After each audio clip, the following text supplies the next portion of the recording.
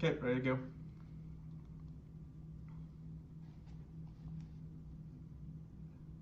Hey guys, I'm GameCatharsis, and first off, I want to say thank you to Rock and Robo for the good luck and great job with Simon, the Ewok there at the end, and thank you BMac. BMac, the clock will start as soon as I hit X here. So 3, 2, 1, go. Okay, so this is Jedi Starfighter. Let me know with volume and stuff. I think everything should be good. We did a little bit of testing yesterday. But yeah, this is Jedi Starfighter, a game that deserves a lot more love, and it's probably my favorite game in the world. But, not my favorite game in the world, but it's my favorite Star Wars game by far. And once again, I really want to thank BMac for, he actually found me while I was doing a speedrun of this game, invited me to the Discord, and then I was cool to come onto this run challenge here. So I'm super excited for this. And I'll be oscillating between kind of talking about the speedrun strats, talking about the game, and maybe just talking about some other stories as well. But a big part of how you speedrun this game is basically all these levels are objective-based. So when you finish an objective, it will usually start... also, thank you for the GL, Kirby Masters. But usually when you start a new... when you finish an objective, it'll start the next objective. So basically the speedrun thing is just do things as fast as possible. I know that sounds obvious, but like... it gets a little interesting in later levels because there are levels where you can be doing 2 objectives at the same time. There are actually a couple of levels, Dragon's Den is one that I'll talk about when we get there, where if you do things in a different order, it will actually change the outcome of the level. There's actually a, like, manufactured tension in Dragon's Den, where basically you can attack the ship, which is not great for speedrunning, but if you don't attack it, basically you're kind of screwed. So right now, here's a great example of 2 objectives. I have to take out that Trade Federation lander, while also taking out the Scarab fighters here. So I'm going to do the Scarabs first, and there we go. So that kicks off there. And what we're going to be doing now is we're going to be trying spinning, which is a really good trick. Once I get close enough to this lander, I'm actually going to get inside this crevice here and start spinning around so I can do damage to it in all like directions. So you'll see what I mean as I get a little bit closer here. So we'll start hitting the wing here, and then basically there's just this tiny little gap where I'm not doing damage. Oh crap. Oh, that's a bad bounce. So a big part of this game is bouncing, where if you get hit by certain types of lasers, if you hit environment, you do get bounced around a lot, and it can create some serious problems for a speedrun. But we're almost done with this mission. 3, 2, 1, and there we go. So that's the very first mission of the game. I do want to go back though. Let me talk about Simon the Ewok a little bit. So to celebrate May the 4th coming up, I'm doing, we're rewatching the Star Wars movies, my fiance and I. We were doing, not Empire, sorry, Return of the Jedi last night, and I had a long conversation about Ewoks, because a big thing for us that we were joking about is, like, when we first meet the Ewoks, they try to cook Han Solo as part of a dinner for basically C-3PO, to basically worship C-3PO, they're going to cook Han Solo. And we know that they don't cook Han Solo, but they then definitely cook some of those stormtroopers. Like, we see those helmets on, like, the spikes and stuff, the drum set helmets, they definitely cooked some stormtroopers. And a joke that we were having is, like, do you think that, like, in order to not disrespect them, like, Han, Leia, Luke, they're eating a little bit of stormtrooper? Like, you don't want to disrespect them, and they're, you know, they're cooking. And they celebrate the end of the Empire on Endor for a while. Okay, so real quick, I will talk about this thing right here. Basically, what we're trying to do here is we're taking out these 2 lander ships, the troop transports. Man, my shots are just slightly above where they need to be. But basically, what's going to be happening here is once I kill enough small ships, the large battleship leaves, and then we get a replacement battleship. So I'm going to be alternating between taking out these troop transports and taking out the small ships using my Force Lightning. Which I love that Adigalia, a Jedi Master, you know, on the Council, uses Force Lightning canonically in this game. Like, that's one of her main abilities, and probably the ability I'm going to be spamming the most when I'm playing as her ship. But yeah, let's talk about Jedi Starfighter for a bit. So, if you don't know, Jedi Starfighter takes place during Episode 2. It starts a little bit before the beginning of 2, and it ends at the Battle of Geonosis. And basically, Mace Windu has sent Jedi Master Adi Gallia to the Carfax system. So does Kyle. Sorry, I'm a little confused. But yeah, right now I'm just trying to kill as many of these small ships as possible because they will make the battleship go away faster. So we'll handle these real quick. Who's Kyle? Sorry, who's that? Mousy Minka? I probably shouldn't be reading chat while I'm aiming. Whoopsie. Anyway. But yeah, so basically Jedi Master Adi Gallia is sent to the Carfax system to meet up with Nim and the Lock Revenants. Nim is a space pirate. We'll talk a little bit later about my pitch to Dave Filoni for Nim in Bad Batch, because I think that'd be a really good fit. I completely forgot this game existed. It's such a good game. Oh, from Dark Forces. Oh, I'm so sorry. Yeah, no, I get what you're saying now. I don't know why, but my brain heard Kyle, and I heard it in the South Park voice, so I was like, Kyle uses Force Lightning? I'm like, I must have missed that one. I don't know why that happened. Anyway, sorry. Master Kyle, Bane of all drywall. Amazing. But yeah, so Nim has been fighting the Trade Federation since the Battle of Naboo. He actually assisted during the Battle of Naboo. Okay, let me handle those droids because that could end the mission if I don't just take these out. But yeah, he's been working since the Battle of Naboo against the Trade Federation, and the Republic has basically been ignoring him. So there's this huge kind of like buddy cop dynamic that Adi and Nim have, where she's pragmatic, you know, really big believer of the Jedi way, but you know, meanwhile Nim is this kind of battle-hardened space pirate who doesn't really care. But I would love to see Nim in Bad Batch because I don't really want just a silly cameo. I want the cameo to mean something, and I feel like for me, Bad Batch works really well because you have the clones who, much like with Kanan meeting the clones, with like meeting Rex and Rebels, you have clones who are gonna have like really like strong opinions about, you know, the Jedi and all this kind of stuff, and you're gonna have these really interesting reactions because while Nim has no love for the Republic, no love for the Trade Federation, and probably no love for the Empire, he's definitely gonna have some feelings about the clones who potentially killed Jedi Master Adi Gallia. Which I'd find very fascinating. Oh, okay, here we go. So the next part of this mission, and we'll end this mission, is this battleship here. And my break is going to make me bounce around a lot, but it's going to be very helpful for taking this battleship out. I love Reddy's voice lines. Anyway, so yes, so Adi Gallia is working with Nim because Kavik Toth, who is a not Trade Federation, he's a mercenary and leader of the Saboth Squadron, is doing his best to basically create this new weapon called Trihexalon. It is a biochemical weapon that will kill Jedi, kill clones, but not kill, not kill their droids, which is a plotline so good. It's actually in Clone Wars with the Blue Plague episode. So yeah, they're basically trying to create Trihexalon, and Nim and Adi are working together to stop it. Adi Gallia has died so many times in so many canons. Poor girl. Oh yeah. Well, she dies during Order 66, canonically. Like, you see it in Episode 3. I think you may be talking about Shaak Ti. Shaak Ti is the one that has, like, the most weird deaths. She dies in Force Unleashed. She dies in a deleted scene in Episode 3, which is also why she actually dies in LEGO Star Wars, the first game. Because if you don't know, LEGO Star Wars 1 actually comes out before Episode 3.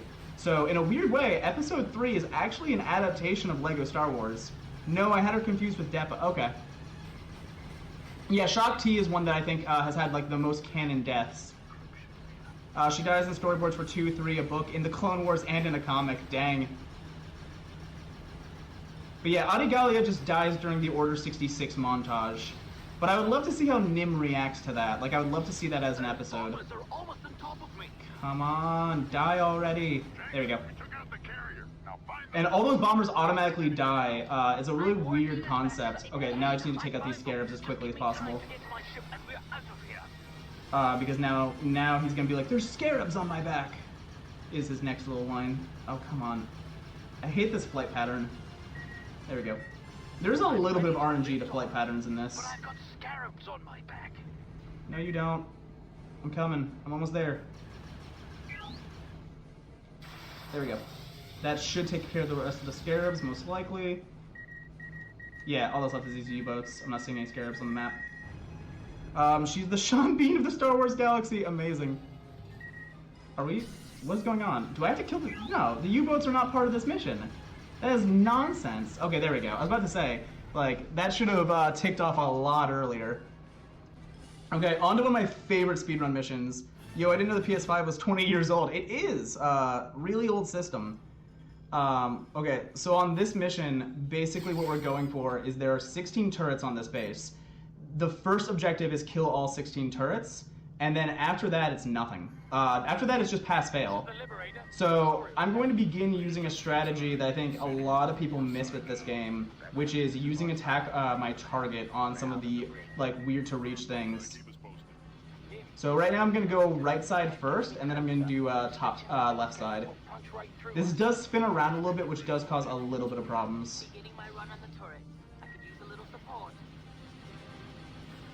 Yeah, there are 16 turrets. Oh, come on. I hate this hitbox so much. You can hit the very top of the hitbox here. But anyway, yeah, I'm a huge fan of this game. So my brother was the Star Wars nerd growing up. He loves all things Star Wars.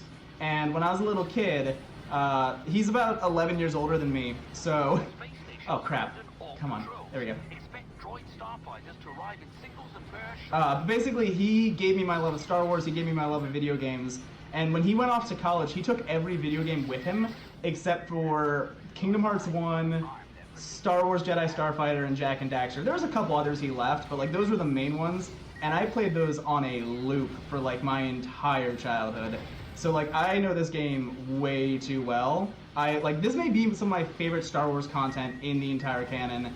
And all I need is Dave Filoni to make Nim canon again, because Nim is now technically in Legends, and I mean, he brought Thrawn back. He's been putting more and more things in live action. I don't want Nim and Mando though, because like there are people who probably would want like just a silly cameo. And I'm like, no, I need the cameo to mean something.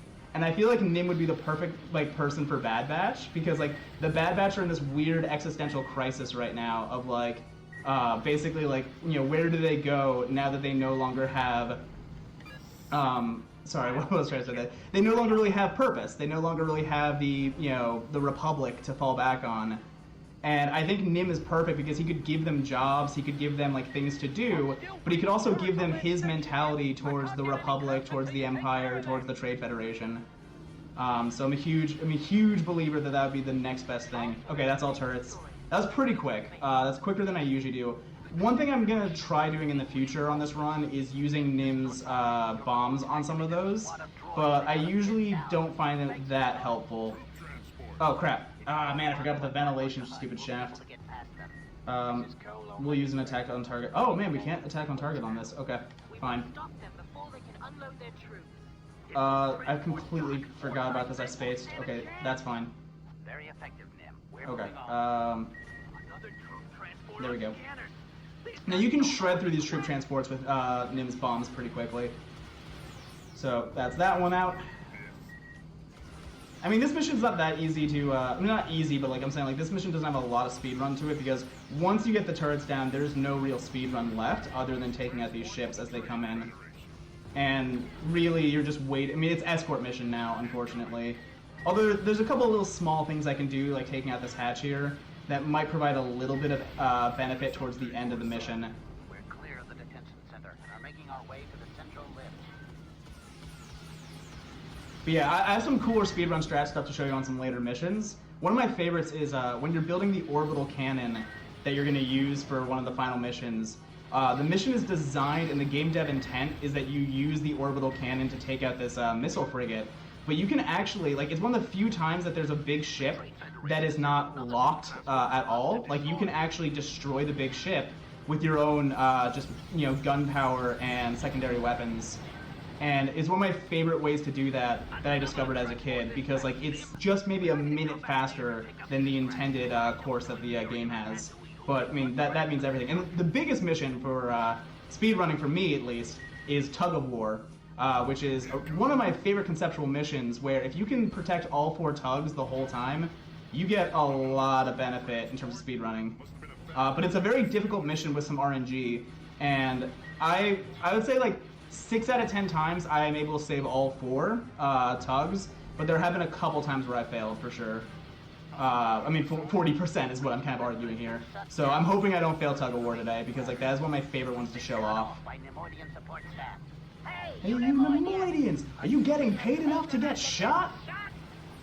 Favorite line. I love Captain Orsai. I love him so much. He's another just great character. But yeah, Star Wars games are just so great. I mean, it's really weird because I feel like a lot of people sleep on some of these older Star Wars games, a lot of the Lucas Arts games. Anyway, after me, we have a lot of good games today. I'm really excited. Chess is doing Clone Wars, Lego Star Wars Clone Wars, which should be a really fun run. I think I saw Force Unleashed as well is going to be on here. We got Bombad Racing with BMAC. So I'm very excited to see some of the future runs. And once again, I want to say, great job and congrats to Rock and Robo on that speedrun this morning. Or, I guess, morning for some of us. It was morning for me, I guess, so never mind. Anyway, sorry. I'm just weirded out because I realize that a lot of people watching this are not in my time zone. Which, yeah, happens, but it's just... time zones are weird. I don't think I really started noticing time zones until I started Twitch streaming. And people would be like, I'd say good morning during my stream, or, afternoon, people would be like, it's completely the other time. But anyway. But yeah, going back, we've been rewatching the Star Wars movies. And I'm a huge fan of just the fact that, like, Ewoks are insane. Like, the Ewoks, canonically, see a speeder bike and immediately know how to use it. Like, within seconds. That would be like if an alien landed a spaceship on Earth, and within seconds of seeing that spaceship, we figured out how to use it. Like, it's so weird that the Ewoks are able to use they're able to use speeder bikes without knowing that technology. They're able to use the ATSTs. It's just weird.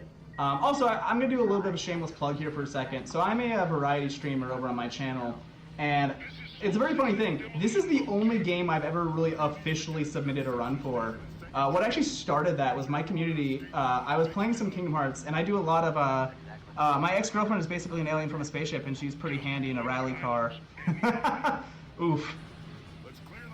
But anyway, big fan of, other games like Kingdom Hearts, and, like, I was joking about this, I think, with BMAC yesterday a little bit, but also, like a bantha. Yes, well, actually, that's a good example. Tusken Raiders who can use cycler rifles can't figure out how to use a speeder bike. Ewoks figured it out in seconds. They are the most advanced species in Star Wars, and you cannot convince me differently. And, like, they're also just so, like, vicious. Like, I would not want to fight an Ewok. That's like a weird horror movie for me. I hear someone breathing in the game. In the game? I don't know what that is, but okay. Am I breathing? I'm breathing. I think I'm breathing. I don't know. Anyway, going back. I was, playing Kingdom Hearts on stream, and someone asked me if I wanted to do a... Oh yeah, the Ewok hunt's great in Battlefront. I think that's hilarious as a concept, but, like, you forget just how vicious they are. And they definitely ate those stormtroopers, and Han Solo, Leia, and Luke definitely had to have a bite just out of, like, cultural respect. Like, there's a little bit of cannibalism happening at the end of that movie. Not for the Ewoks, because that's obviously not cannibalism for them. Also, real quick, this mission is not really speed runnable until the very end. Other than the fact that there are 2 demolition boats behind me, and this is an escort mission. And as long as Sol Sixa survives, he's actually the one that goes faster. But right now I really need to start taking out these tractor beam towers. Otherwise this mission's about to get a lot longer. And they have a little bit of an annoying aim. Okay, that one's good. Take out these mines. Ewok Hunt was freaking awesome. Oh, it was great. I loved it. But, so I was playing some Kingdom Hearts, and someone said, would I ever speedrun Kingdom Hearts 1? And, like, the Violin had just gotten the new world record for Kingdom Hearts 1, and I watched his run, and I'm like, the barrier for entry on that is insane. Like, it's just such a crazy speedrun. So my chat was saying, well, what game would you speedrun? And what ended up happening is I looked into Jak and Daxter. It's another one that's, like, very glitch heavy, and, like, I'm just like... I mean, ironically, I actually did do a speedrun race in Jak and Daxter against another creator. But the whole joke of that one is he did a 100%, and I did any percent no skip. And it was hilarious because I only beat him by a minute, even though he had to do the entire mission, and I only had to do basically 70% of the game. But anyway, I mean, to be fair to myself a little bit, we did have a little bit of a joke. He had a full month to prep. I had 1 day to prep, and I wasn't allowed to do any practice runs. I could only watch other speedruns. But anyway, what ended up happening is I started looking around at all my favorite games, and I found Jedi Starfighter, and I found out that the only, this game only had 2 people who had ever run it officially, with BMAC being one of them. So I decided to run it. I was able to get, just 10 minutes over BMAC's time, and he actually joined my chat while I was doing it, invited me to the Discord, and, this is now the only game I speedrun, but I technically have the world record in it, because when I was practicing for Kessel, I accidentally got a world record. And I mean accidentally because I was doing really bad, and I almost was like, I'm going to quit the run, start over, but I'm like, screw it, it's practice, whatever. But my world record is 1 hour, 51 minutes, and 1 hour, 52 minutes, and 51 seconds. So that's what we're going for. Now, let me talk a little bit about the end of this mission. So we're about to be fighting Haro Rook. He's one of the Trade Federation people that we see next to Newt Gunray in Episode 1. And the bit for this is his ship, whenever it takes about 20% damage, will automatically go underwater and become unhittable. So it's really how quickly can you do that 20% damage. And the easiest way to do it is with these cruise missiles. But what's annoying about that is basically I suck at it. I'll be honest, I suck at it. You can either be really high up and you can get a target lock, but then you have to wait for the cruise missile to hit, or you can get really, really close, which actually the strategy BMAC uses. Oh crap. Oh no, Soul 6 is gonna die. Oh crap, Soul 6 is gonna die. Okay, let me grab out these droid starfighters real quick. I should have used shield my target on Soul 6, so what am I thinking? Oh no, Soul 6 is really about to die. Sorry guys, let's focus on fixing this real quick. Because Soul 6 is the first one to get there. Soul 6 has the quicker route, but he also has the more dangerous route. And usually, with the AI ready, Soul 6 is usually pretty well protected. But I could have done a little bit better. I can actually put a shield on one of my ally ships. I can basically command all the AI to protect one ship. And I should have done that. I still should be doing that right now, but we're not, for some reason. Well, that's one way to kill a ship. Okay, let's shield Soul 6 up. Yeah, usually Jenkins and Reddy have this completely handled, but for some reason they didn't. That was annoying. Okay, whatever. But anyway, going back. I'm sorry, I'm very ADHD, so I do lose my mind when I freak out like that, like when I get all jittery. But that was going to be a really bad time loss. Yeah, so with the Haro Rook fight, you can get this close to a ship, as I am right now, and use the cruise missile, but you're very likely to whiff. And more importantly, the first time I tried BMAC's strategy, I fully died because I clipped into his ship, and dying in this game sucks. And I don't mean that, dying in any speedrun, but it does this weird thing where when you redo the mission, it takes away the quick button to move to the next mission.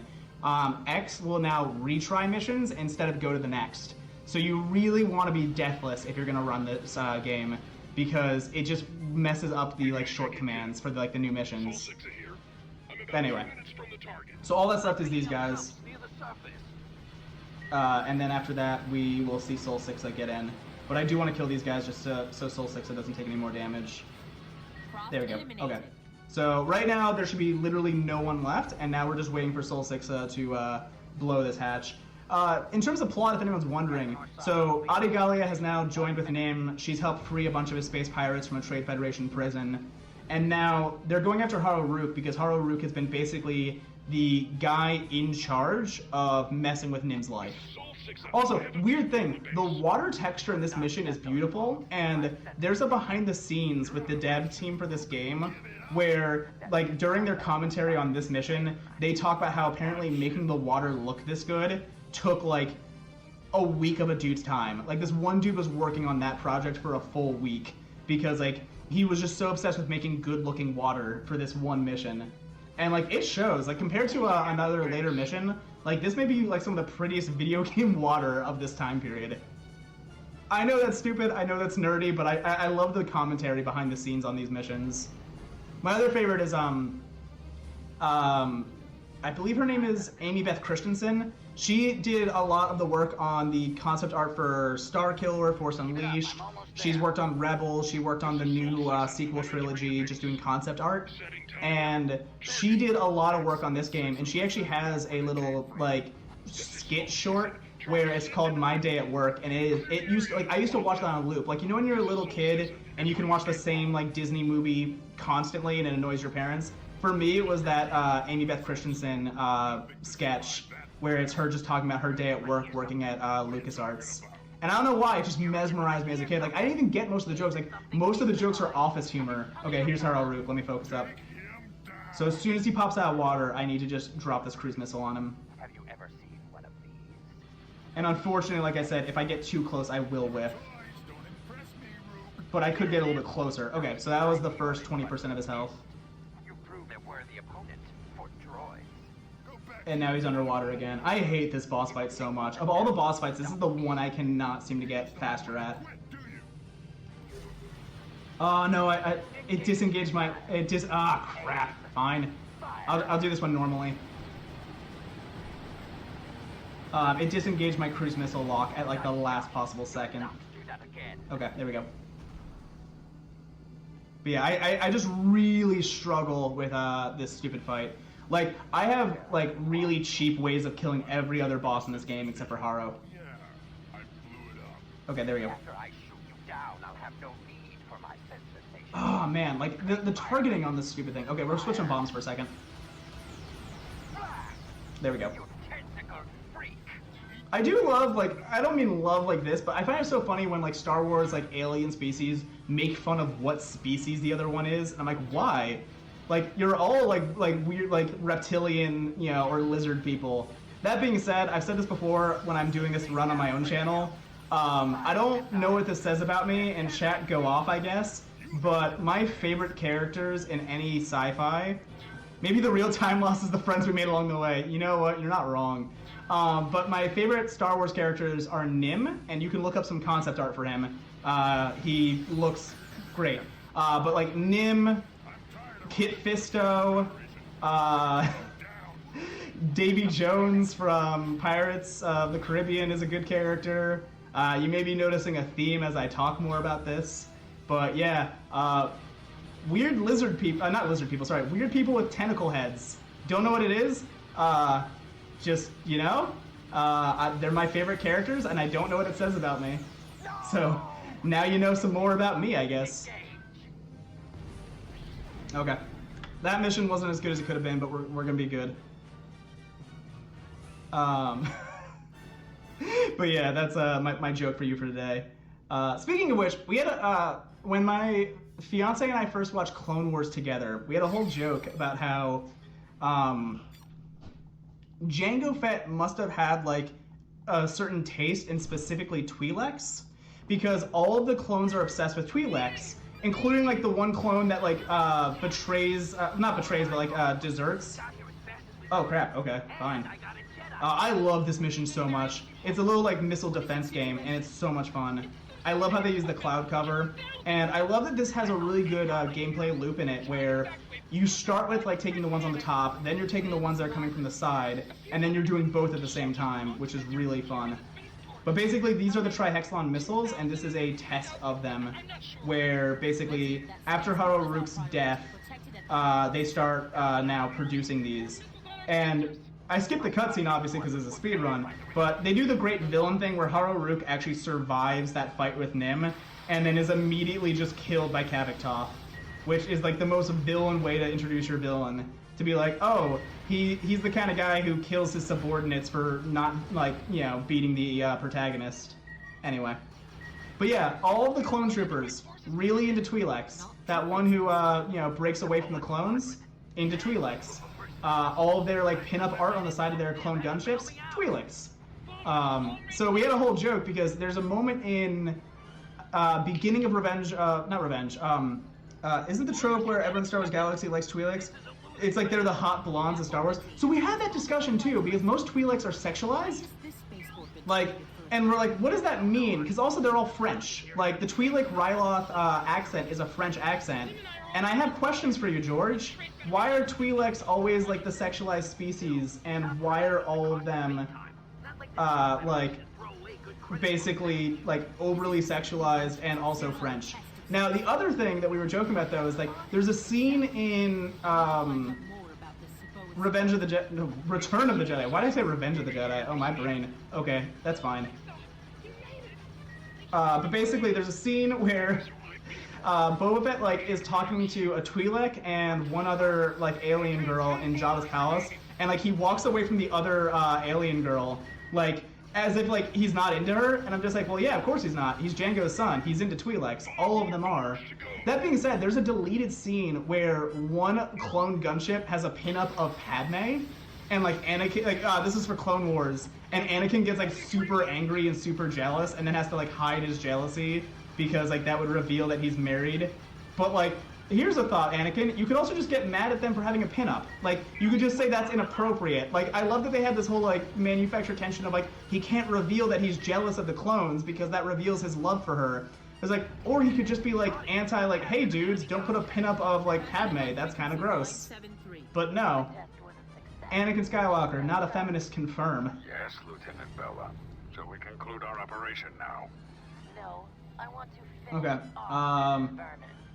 Deal with So now we're at the very final part, and this mission will end as soon as I take out every single trihexalon deployer and all the bombers. I believe there are 10 bombers and 2 deployers that are going to come in from, let me see, here's the tower. They're going to be over here. Oh yeah, and then the hex missiles are also coming down.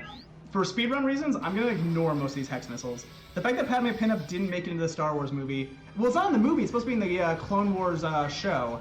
So, I mean, to be fair, like, you know, once again, watching Return of the Jedi last night, you have the Leia scene in Return of the Jedi, then you have the Padme scene in Attack of the Clones, where somehow the claws of that creature rip off, like, 3 claw marks, but then also her entire midriff, even though the claws do not connect at all to do that. It is probably one of the most, like, obvious, like, okay, you guys just want to put her in an outfit. You guys just wanted Natalie Portman to be showing her midriff.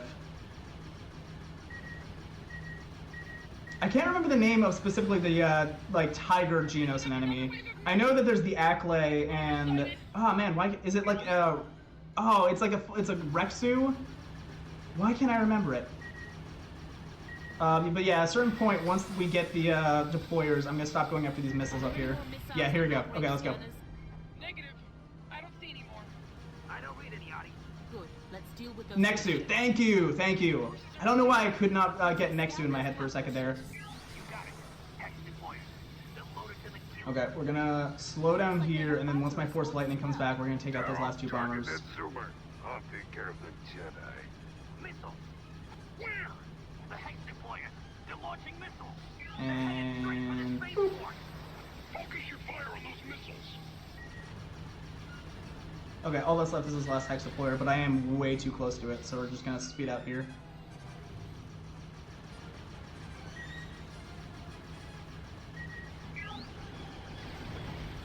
Focus on my target. Everyone go, everyone go. We can do this.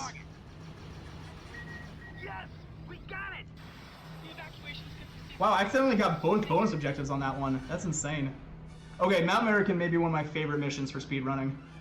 This one you can do really fast if you make an X pattern. So Mount American is the mountain where they're mining the resources for Trihexalon, and it's just a matter of, as quickly as possible, taking out every single oil refinery. And this game actually, like, sorry, not this game, this mission actually has speedrunning built into it, where the bonus objective is just going as fast as physically possible. Rip up the whole area. The Trade Federation doesn't care what it destroys, as long as they get what they need. A full frontal assault in the main spires is not recommended. We need to find the facility's weak spots. Right. But yeah, you have to make an X pattern to do this as quickly as possible, which I'm trying to do that route as cleanly as I physically They must can. be evacuating the core. There have been some times, and I'm hoping that doesn't happen today, where I miss exactly one building in my X. Construction of these buildings must be damaging their deep Because let me just core quickly do a scan there. Okay, because there's one building that's really far out on the perimeter, and that's the one I usually miss when I'm practicing here. The shockwave should destroy the core. Incoming fighters. Looks like we kicked the hive too hard. Here they come. Okay, so that's the perimeter one I was missing. The mountain provides a natural defense. If we stay low to the ground, Oh crap, we'll be I missed hard it. to hit. It was literally one shot away. Oh no, because the cruise missile's just getting there. Okay, crap. Okay, I did not need to turn around. I thought I missed something because like I didn't hear the explosion, and then I realized the cruise missile was still like those cruise missiles move a lot slower than I remember. Facing off against Okay. Captain Toth and his mercenary army. Kavik Tar. But yeah, cruise missile should be able to take that out on its own. No kidding, I'm out. There goes another building. How many left? If my readings are correct, I really hope. Okay, yeah, there's the explosion. I was gonna say I really hope that was enough to take that one out. freighters are escaping. I don't want to accidentally overestimate here. The Trade Federation has been mining this There we go. Less talking, more shooting. Okay, and now we make the More X. buildings to go. They've launched the last of the freighters and some fighter support to cover them. They've completely ruined this area. Oh crap.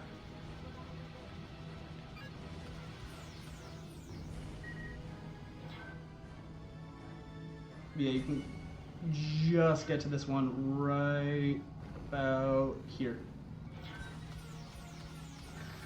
Just broke something big down there. And then the last landing pad is down here. Swarm your targets. Please tell me that connects. Good.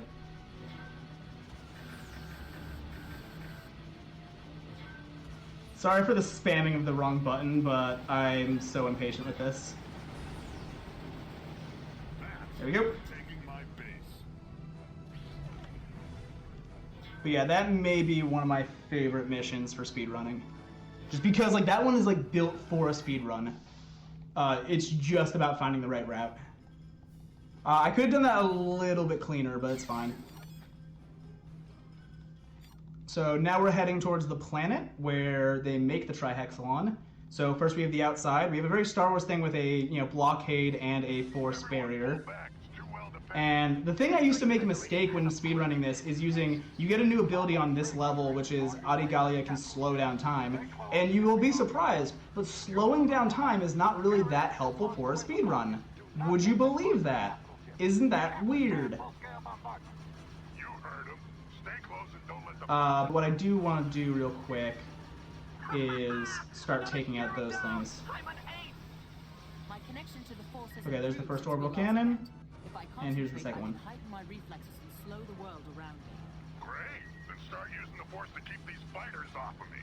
But yeah, slowing down time is not the best. Like, that being said, that is a great way to kill the final boss in this game. Slowing down time is perfect for the final boss because you can cheat him really well with the slow down time mechanic. I'm going to speed away from these fighters and get a little bit closer because they are bouncing me a little bit too much. Hi, Jango Fett. That's just great synergy. This game came out right around the time Bounty Hunter came out, so that's just good corporate synergy right there that Jango Fett shows up for this mission. There's a bounty on him. Okay, so let's be very careful how we shoot these guys. There we go. They're now all free. More bombers. They're all free game now. Oh, get out of my way.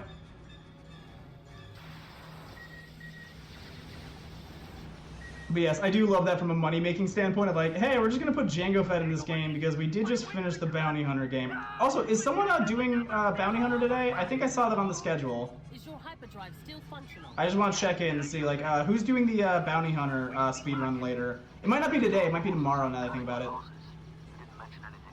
But I'm very excited to watch that one because, like, that's a speedrun I might actually consider trying at some point.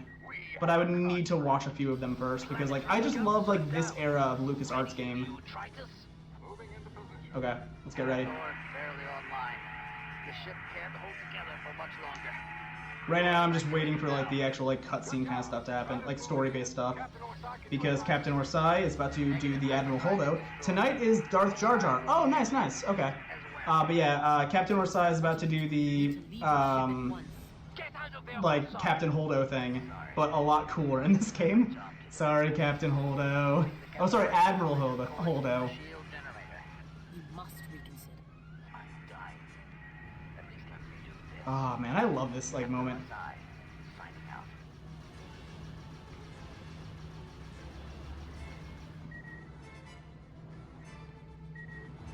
Like, I can't even explain why, but, like, as a kid, this just hit so hard. Like, I was, like, 8 years old when this happened, and like just watching him like do this whole I'm gonna die on my own terms and like help save, you know, this mission was just like, especially because like I immediately thought he was the coolest character in this game because he has like all the funny one-liners in those earlier missions, and like I don't know, they're like it's weird how never seeing the character's face other than that static 2D image, you still can really connect just because of like voice lines. Okay. No, never mind. Sorry. He's still bouncing in here. So once that one's done, we're going for this one.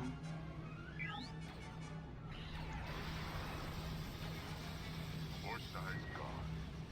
Don't forget his sacrifice. We just need to take out a couple of these. We can begin our I think there's only 2 actually. Getting my attack run. Oh crap. Sounds like a No, plan. sorry. There. adjusting targeting computer now. He's mine. I should have targeted the other one really quickly. But we'll do it this way. One more platform left. Consider it destroyed. But yeah, you always, whenever there's an objective like this where you're trying to take out a specific ship, and it doesn't really matter how well you're doing your like defense, you always want to use attack my target. Even for the extra like 5 hits you get, it's worth it. Ah man, I hate bouncing like that. Okay, let me just real quick take out the guy that's shooting me.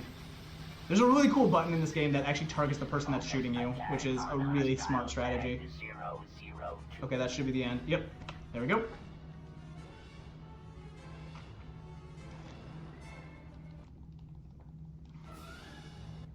Okay, so now we're on Demo Squad, which is another really... It's an escort mission, but you can speedrun this pretty well.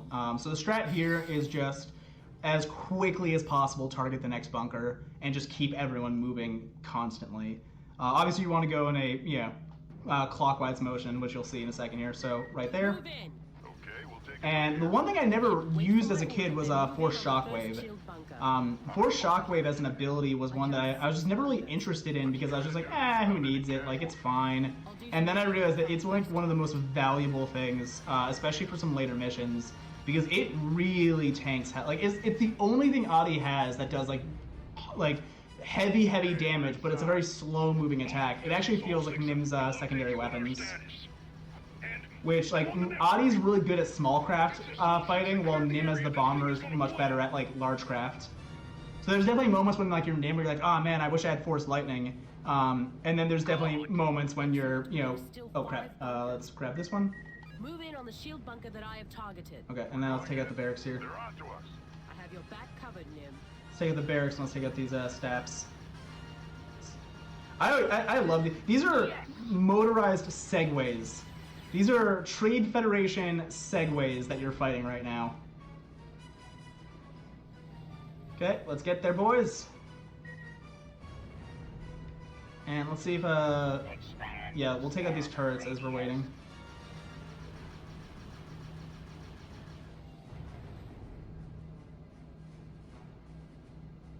You guys there yet?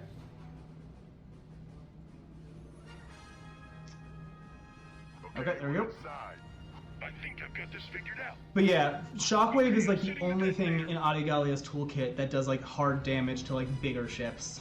It's a very slow moving. It's weird that they introduced it on this mission though, because it's really hard to use on this mission, like effectively.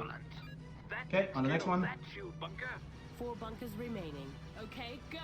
Cover us. OK Go's a great band actually. I'm very glad that they get mentioned in this game. This is a really dumb joke, and I'm sorry. But if you wanted good comedy, you should have come to the beginning of this when I like had all my jokes planned, and now we're getting to the loopy part where 30 to 60% of my brain is focused on the game, and the rest is focused on commentating. Bye, tanks. Okay, let's target the next one. Just have it ready. There we go. And let's grab. Oh crap! Oh man, that was a bad bounce. Okay, we're inside. Let's take out these droid starfighters. What are you doing in there? I think they're on to us. The codes are I love that my watch just fully did the, hey, you haven't stood up in a while. Yeah, I'm speedrunning, I can't. Time to stand up. No, it's not. I'm into the system. Okay, no, I thought that was the message that they were done. I'll take out the, this is very optional, but it can help to get rid of these This tanks. thing could go anytime. Get ready to run. And you have a lot of time on the 3rd bunker to just mess around. But yeah, sorry, not AT-ATs. AATs really juggle you, and they're very frustrating. That shield is coming down. Shoot the barracks, they're open. I'm picking up a division of staff. Okay, let's actually focus back here. Okay, we'll take it from here. We're being attacked. These staffs are all over us. We've got staffs and battle droids. Oh my goodness. Right on target. Target destroyed. Initiate protocol 3 Echo 9. Hostile destroyed. Ah, Echo got mentioned. Also a good, Getting ambushed down here. yeah, I know, I'm so sorry. More battle droids. More battle droids. I love that that voice line hit twice because I'm not, I got too far ahead. Like, I went way too far ahead and did too much prep work. We're in the bunker. Contact made. And I'm on the network. Craft eliminated. This is Sol 6 and clear the area. This thing is gonna blow. Okay, there goes that one. Furious. Only 2 bunkers remain. We're making headway. Let's keep it up. Yes, but we must stay on the offensive. Where are these droids coming from? The AATs keep coming. We need help with these tanks. Enemy down. Good. I'm gonna focus mostly on ground stuff because this stuff actually kills them a lot faster. And you need at least 3 of them alive by the end of the mission, Nice. out of the 5 that they Craft give you. eliminated. Okay, we still have all 5 though, so we're doing pretty well. But yeah, if you really want to like focus on things, you can try and take this stuff out quickly. Take cover. Hey, Jedi, can't you use the Force to take out this army? We're getting overrun down here. A Jedi never squanders the Force. But you can like take out those like big ships, and it decreases the amount of like ground support. Okay. But we're it's inside. kind of hard to do on a speedrun, unfortunately. Timer set. Get out of the Okay, bunker and now. once I start this one, this ends the mission. Basically, once they enter this bunker, the mission is over. So, Nice work. One more bunker. as the Move song changes, Going as Adigalia changes which station she's on in her Jedi Starfighter, or changes her Spotify playlist in. here. Neutralized. I love when they're in this formation. It's so easy to take them off when they're in the stupid goose formation. Like, there's a mission later on Geonosis where they're always in like this stupidly like tight-knit cloud, and I'm like, that is the dumbest way you could ever fly. Like, you can literally just shoot into the cloud and take out all of them. Okay, there they go. And that's the mission. Bunkers would be empty. Jedi, we need your help down here. And 3, 2, 1, mission.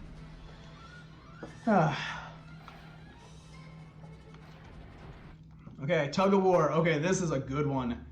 It's a little slow starting, but this is another really fun one in terms of speedrun strats. In fact, I'm sure PMAC might be watching right now, but this is the one place I think I optimized a little bit better. I think he has a lot of the early missions much tighter than I do. And, oh wait, no, we're not at tug of war. Why? Oh, I'm at Dragon's Den. Crap, sorry. Drop ships. Okay. Waiting for. Take 'em out. Hey, we're getting a raid! We're getting a raid! Hello, welcome Raiders! Welcome Raiders of the Lost Ark. Wait, Raiders of the Lost Ark or Raiders of the Lost Temple? I don't know. My brain's frozen. We did also recently watch all the Indiana Jones movies as part of our weird Lucas binge. Okay, crap. We're just gonna... Real quick. The plant Just... control from that tower on top. Oh, man. So a big part of this mission is this stupid bouncing thing, so we're just gonna have to... There is an entrance to the tower from the landing pad. There we go. Take that guy out. So you have a lot of droid, like just not super battle droids, but just normal battle droids. But hey, welcome Raiders. We are playing Jedi Starfighter and trying to beat my world record. Take the long way. Crap. Okay, we're gonna just real quick come up here. Weapons components need to be stored Okay, below. but yeah, normal battle droids are very frustrating in this game because they're impossibly small for hitting, and man, if they are just not so good at juggling you and stopping you. There's actually a few parts of this mission where you're going to have those battle droids try and mess with you. Now, real quick on this mission, this is a great and terrifying one for speedrunning, because there's actually a branching mission in this one where Coming out of the tower. if you aren't careful, you could get really badly screwed at the end of this mission. So let me explain it real quick. So the way that this mission kind of ends is a Hex Bomber is going to try and land up here. And if the Hex Bomber lands up here, and they actually successfully land, you only have, I believe, 1 minute to kill everything. Otherwise, you just lose the mission, and you have to start over. So the strategy is, you know, come up here, kill the hex bomber, don't let it land. But that's a huge time loss versus doing this as quickly as physically possible. Like, if you go as fast as physically possible, you don't really need to worry about that hex bomber. But once again, it's a risk-reward thing. You could potentially lose your entire speedrun over this easily, and it's so frustrating. But hey, thank you so much for the raid. Let's hear it for the Tuscan Raiders here.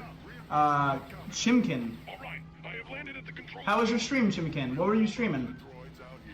That's not all. Enemy destroyer approaching. Okay, let's take as many of these stupid things as quickly. Okay, and now what we're going to do is we're just going to use, this is my favorite of Nim's weapons. It goes through the shield, and it's just so satisfying to hit things with this. Get into their system. We don't have much time. Now hurry. Good shot. Sixer, try to find the technical. And getting rid of these dropships is really going to help me later on. But anyway, as I was saying, this is the mission that probably used to scare me the most for the speedrun, because it's smarter to avoid that one ship at the end, but if you can't do the ending quickly, you're screwed. You can also soft lock yourself in this mission, really frustratingly. There's some solar towers that pop up that shoot these beams that vaporize your blasters, your bombs, your everything, and it's... Okay, it's time to go to the hangar. Give me a second here. We'll let that last dropship through. I need to be at the hangar for this. So once the hangar door opens, I need to be in there as quickly as possible. But yeah, those solar towers are going to pop up, and they're going to shoot these lasers forward that suck so much. Oh man, I hate these battle droids. They don't do damage, but they are so annoying with how much they can bounce your ship around. And they're so hard to see. And they spawn endlessly. All the things I love about an enemy. Hard to shoot, just makes your gameplay feel more annoying, and really hard to aim at. I think I said that twice, actually. Never mind. Anyway, well, it annoyed me twice. Blast. The droids have sent an override command. Okay. Once this door opens, I'm going in. Come on. Open. Open. It looks as if the droids have overridden Sixer's controls with the There we go. transmitter Okay. We're inside gonna the Indiana hangar. Jones that. Sixer won't be able to access the plant's controls until you destroy the transmitter. Okay, where's this transmitter? The transmitter is mounted to the ceiling inside the hangar. Nim, the hangar doors are open. Okay, there we go. Shot, Nim. And now we need to just go out and start killing the towers. You need to go, so right now, it's going to be right to left. And the reason why is whenever you destroy a tower, it redirects its beam. And one of the beams can actually just become impossible to take out. Drop your bombs. Which is super frustrating. Because like one of the beams will cover another tower. It's, I believe, this one that will cover this one. So if you do that in the wrong order, you actually soft lock yourself in this mission, and it's so frustrating. Until the solar reflectors open. I'm out of here. Okay, there we go. Ship approaching. So yeah, you want to start on this side. Opening now. Okay, Nim, the control boxes are exposed. Come on. Yes, this just might work. Hey, what do you Ah, come on. I didn't. I should have taken out some more squadron early, but it's fine.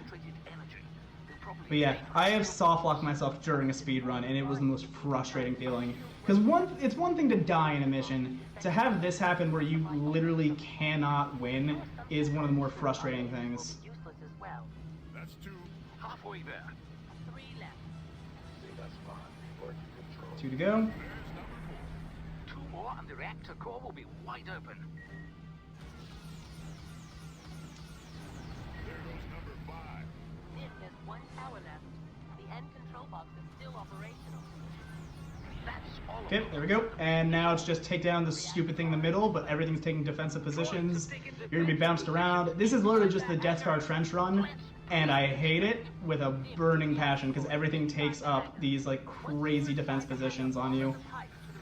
So I'm just gonna unload everything I have until this thing is dead. Perfect. It's a really hard shot to make with your bomb, which is what they tell you to do. It is maddening when you get soft locked. I was so pissed off. It's probably the closest I've been to raging in a video game in a long time, because once again, like there's something okay with dying. Like I am fine dying. Also, my game isn't progressing for some reason. Okay, that was weird. Locking my softly within his run, me. Okay, here's tug of war. Like this far into a run, would you restart the game? I can't restart the game just because like I'm an hour into a run and I only have 2 hours. If I die, I die, and we keep going. That's just kind of how it is. And there actually is a mission coming up that actually is very good at killing me. It is the... Well, it's not even killing me. It's an escort mission where you're bringing the Republic cruiser to Geonosis. And there are Geonosian fighters that can basically take out its entire health really quickly. And then there are missile frigates that the missiles... Like, if you slow down time and watch, the missiles, like, spawn in before the ship spawns in. So if you don't know where they're going to spawn in, you can literally lose the ship that you're guarding, and it is so frustrating. Anyway, this is tug of war. Let me explain the mission, because this is my favorite mission to speedrun. I have practiced this one probably the most now, because it's so much fun. So, the enemy Saboth squadron here, they're sending out these tugs.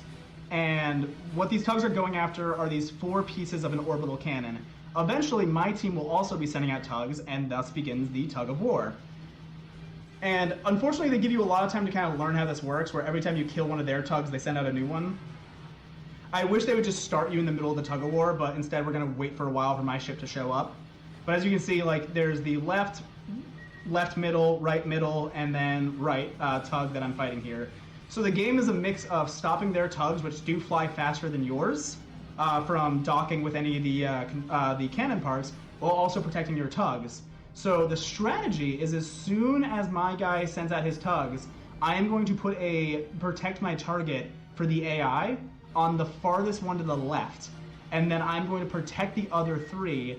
And as the one on the farthest on the farthest left gets closer to my ship, the people protecting it will end up automatically protecting both left ones. And basically that's the strat. If you lose 0 of your tugs, that is the fastest you can do this mission. And if you lose a single tug, I mean, every tug you lose is basically adding a full minute to this mission. This is my favorite part of this run, by far. This and then Escort on Geonosis. Sorry, Attack of the Clones is the name of the mission. And it is the dumbest mission in this game. It is 3rd to last, and it is so slow. It's an escort mission on the surface of Geonosis, where the longer you play, the easier it gets, because you're taking out all of the enemy spawn points. And they never difficulty spike it, which is so weird because all the missions around it are the hardest this game gets. Like, I have died in every mission but that one. Because that one, it just gets, like, brain dead easy, but then I can talk to chat. And it's so much fun because, like, during that mission, I'm only 2 missions away from the end of the game. So I can talk to chat, I can see how my run's doing, I can see what I need to do for my next 2, missions. And it's weirdly, like, peaceful and zen. But yeah, right now we're just gonna keep taking out these tugs. And then once my team launches our tugs, basically what's going to happen is they're going to launch a bunch of fighters. And you're basically going to position Nim's ship about here. And okay, here we go. So right when we see the tug on the far left here. Yep. Okay, so here you go. And first off, you want to kill these tugs so they can't actually get in a literal tug of war. And then you want to take out every single starfighter you can on this side here. Once I believe you kill like 2 rounds of tugs, you can kind of break on tugs for a bit and really focus on starfighters.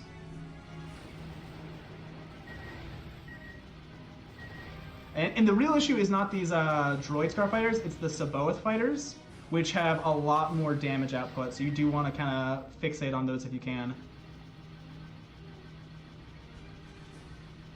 Because your tugs are very fragile, like very fragile, and it really only takes 1 Saboth fighter to fully take one out. Okay, we are upside down now, so that's fun. Okay, so now you're going to want to do your second round of tugs. Tug 1 is docked with the barrel. Tug 4 has latched on to the And honestly, blocking them with my own body is actually kind of a good strat too. Like blocking the fire coming from these Saboth fighters. Because it's not gonna, I mean, the tugs are much more vulnerable than I am. So whatever ship I can get kind of going after me is pretty nice.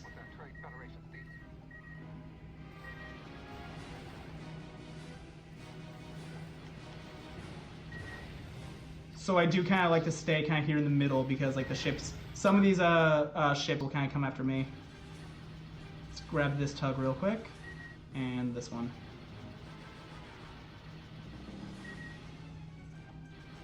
And grab this Saboth fighter. Tug 1 is under attack. Okay, where's tug 1? Okay, oh no, that one's about to latch too. Ah, crap. That's a time loss. At least I didn't lose the tug yet. And let's grab this fighter before he gets to tug 3. Okay, we got this guy going for tug 4.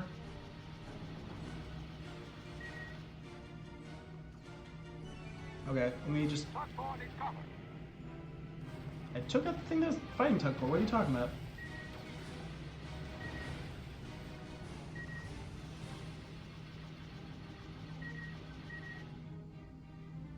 Okay, so yeah, tug 1 is very far behind, unfortunately. So as you can see, these 3 tugs are already there. But once those 3 tugs get in, I can start... As long as tug 1 doesn't die, I'm not going to lose too much time. But unfortunately, he did have another tug on his ship for a second.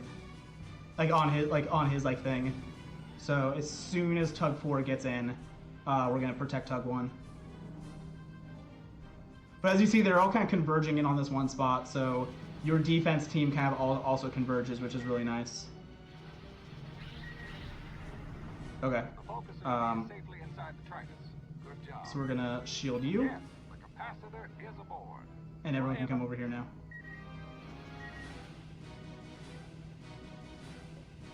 Is this tug about to actually get there again? Man, screw you, tug 1.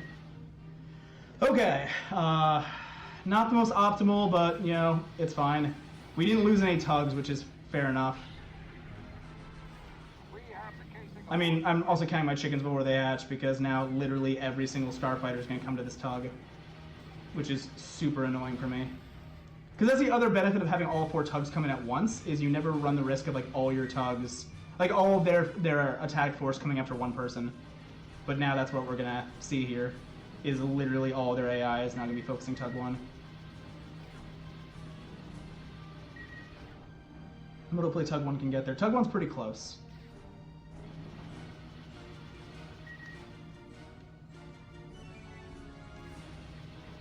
And that's good. Okay, so that's going to end that for the tugs. We're now going to want to get over to the Tritus and get ready for the dumb tractor beam thing that ends this mission.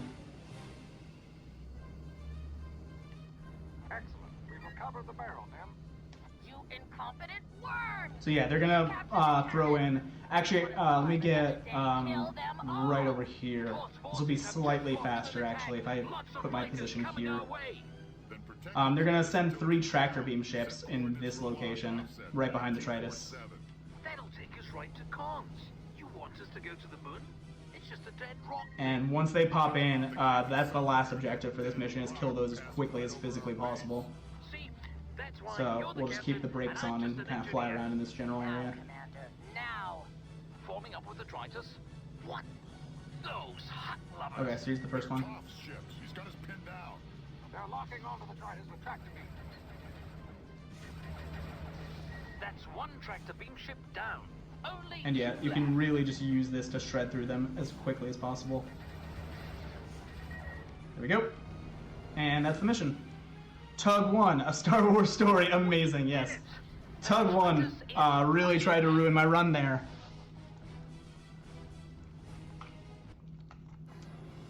I'm unfortunately about, I'm looking at my splits, and I'm about a full minute above when I did my world record run.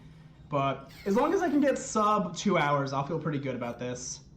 I mean, I'd love to get closer to that 152 mark and get another, you know, close world record, but it might not be possible. Okay, this is the worst mission of the game. But not this is the mission that can end my run more than any other mission. Because if that ship that I'm protecting dies, I am screwed. And the issue is these Geonosis Starfighters they're gonna pop up. They pop up in pairs and they can just immediately shred their health. The other thing is the voice lines in this mission screw with you. Because they're gonna tell you like, oh, go after these landers and like take out these big ships, and you fly away from the ship you're defending to do it, and then all of a sudden you're like, I literally heard the voice line for the clone ship go, hull at 60%, 50%, 40%, 20%, we're dead, and like within less than like 30 seconds. It is so frustrating because suddenly your ship will be surrounded by Geonosis fighters and they'll just unload, and it's just super bad. Okay, let's take out the landing ship. These fighters are coming from the lander. We need to eliminate the lander first. These fighters will keep coming until that lander is destroyed. Oh wow, that did not do what I wanted it to do, but that's fine. Master Galleon, we are increasing our velocity. We're gonna take out this lander quickly because if I position myself right here and I use another shockwave, I can take it out super fast. Frigates, moving on our position. Don't stray too far. This is Okay, starting to look so like there's an the missile frigate. Those missile frigates are almost in firing. We'll switch out to that. Lander is headed towards the battle. I messed that up really bad. Oh well. Missile frigate class. We will take care of those ships. That was a really bad use of the Concentrate Force. on reaching the planet's surface. Weird thing in this game, when you're using the Force, you actually have to use it in a very specific, like how long you hold the button is how powerful the Force attack is. We're hit. The missile frigates are in range. It's almost like Okay, They are driving us forward. you need to take out this missile frigate because this is another thing that's gonna just shred health. They're Okay, that one's firing. good. Missiles headed toward us. This We'll take group out this is other too missile small frigate for the actually. main attack force. There must be another group of craft out here. We're traveling too fast to get a good scan of the area. Captain, direct all of your sensors forward. I sense that we are heading into a trap. Siri, brief me on the mission, but quickly. well, it appears it's Obi-Wan. Yeah, we're on our way to Geonosis to help with Obi-Wan and Anakin and Padme. We're launching a rescue mission. Okay. The transports? Carrying clones trained and out. There's one more Trade Federation landing ship, but I'm not going for it. It's not worth it because now the Geonosis fighters are here. Geonosian fighters. And they spawn and immediately shoot, and it's so frustrating. And they just go, like, they use basically the same thing that Nim was using, where it just shreds through health. Like that attack I used at the end of the last mission. And man, I hate this mission. Also, real quick everyone, if you don't know, Adigalia's Padawan, who's in this mission, her name is Siri. This game came out before that was an Apple product. So, there's nothing funnier than hearing, Siri, attack my target. Oh, also, real quick, just in case anyone's not doing that right now, if any of the AIs are stupid enough to not protect the target. But yes, the rest of this is now just going after these Geonosis fighters. So I guess this is the prelude to the mission in the GameCube Clone Wars game. Maybe. I don't remember that game. I didn't have a GameCube, unfortunately. Since the Trade Federation lost their droid factory on Io. Were those games like, did they work together? Like, did they have like a similar thing?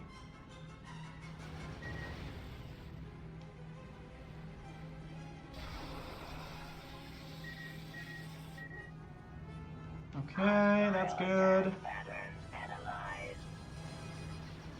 On Geonosis. Have faith, Captain. I mean, there's a lot of Star Wars games that do the on Geonosis. I mean, just like the simulations in Battlefront 2. Okay. Oh, come on. Oh, yeah, see, it's these that spawn in that just immediately ruin all health. Okay. Where's that next one coming from? They're also kind of hard to hit. Doesn't really use the same engine.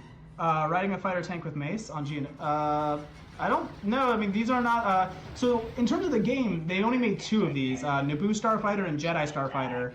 And then there should have been a 3rd one, and they actually have a huge cliffhanger at the end of this game about the characters. And there should have been a 3rd one, but they never made it.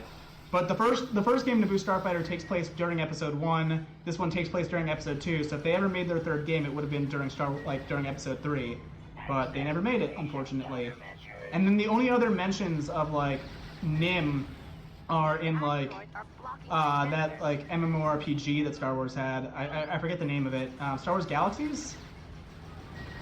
But you could go to Planet Locke, which is Nim's base. Oh, crap. Target hostiles. Hit. Oh, come on! That should have killed you. You're proceeding towards the next ring. We're picking up a new group of signals. Several. Okay, so right here is the other BS part. There's about to be a bunch of missile frigates that just pop up, and they'll be shooting before they even fully spawn in. It is one of the most annoying things to me. Directly in front of us. There's no retreat. This transport doesn't have. Like, the very first missile will actually fire out right as this spawns in, and it's so frustrating. Ourselves with all of these asteroids in the way. Fear not. Protection they will offer. Why didn't that do any damage? The missiles will not be able to track you inside the belt. Why didn't that do any damage? That is insane. You've got to be kidding me here. Oh, come on. Okay, fine. We'll just go for it.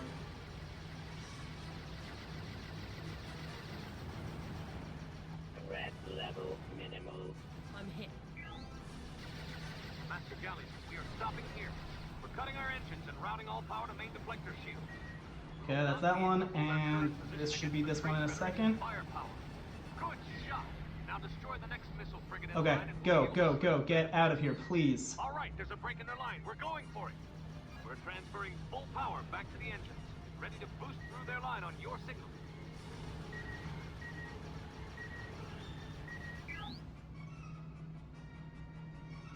Okay. Get out of here, please. I don't want to lose this mission right now. That'd be the only, like, that'd be the worst way to have a speedrun on a speedrun event, is losing this stupid mission. Okay. Okay, we should be good. Some of you may have just heard me get as stressed as I probably have ever gotten. I hate this mission with a burning passion. Okay. We're only a minute above my world record time. Unfortunate, but still. I actually may be able to save some good time here, though, because I messed up really bad during my world record run on cannon fodder. Attack of the Clones, I can't really save a single second. Heart of the Storm, there's some room for improvement. And Jedi Master, there's always room for improvement on Jedi Master. Get the cap turrets first. Let's make sure the tugs reach the moon intact. We'll have our base back. Okay, so step one is taking out these cap turrets, but you can then go and do the next step with that, like, really early, and I always mess that up. Designed to take out large. Because for some reason, I always forget where the base is. I always go to the wrong base because there's a couple. Nim, we have a problem here. But yeah, we have to take out every single cap turret as quickly as possible here. And I don't use any of my secondary weapons other than my energy bombs during this mission, because I can use my secondary weapons to just quickly take out the final ship. So this mission ends with you fighting a missile frigate. Estimated arrival time? And it's one of my favorite missions in the game for this reason, because they want you to use the cannon you're building as the big solution, and you can bypass it. You can just fly out to the missile frigate as Nim and just unload every weapon Nim has on it and just take it out pretty quickly. You are clear for arrival. Okay, so let's start moving towards Destroy those cap turrets. it's the base that faces the planet Out of hyperspace on the now. dark side of the moon. So I'll know it when I see missile frigates. Yeah, here it is. And you have to just clear this base off quickly. Just launched from the moon base. Roger. Jenkins, you arrived on the Yep. far side of the moon. Where are you guys? It'll be nice to have a safe hideout. It's not over yet. It's a small base on the planet side of the moon. I'm sure it's well defended. The moon base faces the planet. That's exactly Oh crap, there we go. planetary cannon. Okay, that's done. Hey, Juno, we'll take care And now I just have to wait for the missile frigate to show up, and then that's the mission. setting up the cannon right now. We lost valuable time unloading the tugs on the Titan. Another frigate coming up from behind the moon. And then, yeah, you just want to take these out as well. Just to make this a little bit easier for your team to set up.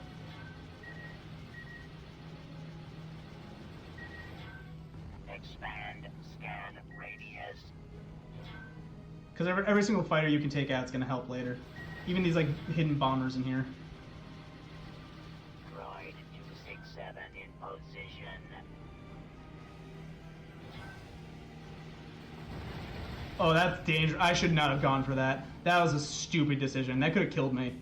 Imagine if I had ended the run right there.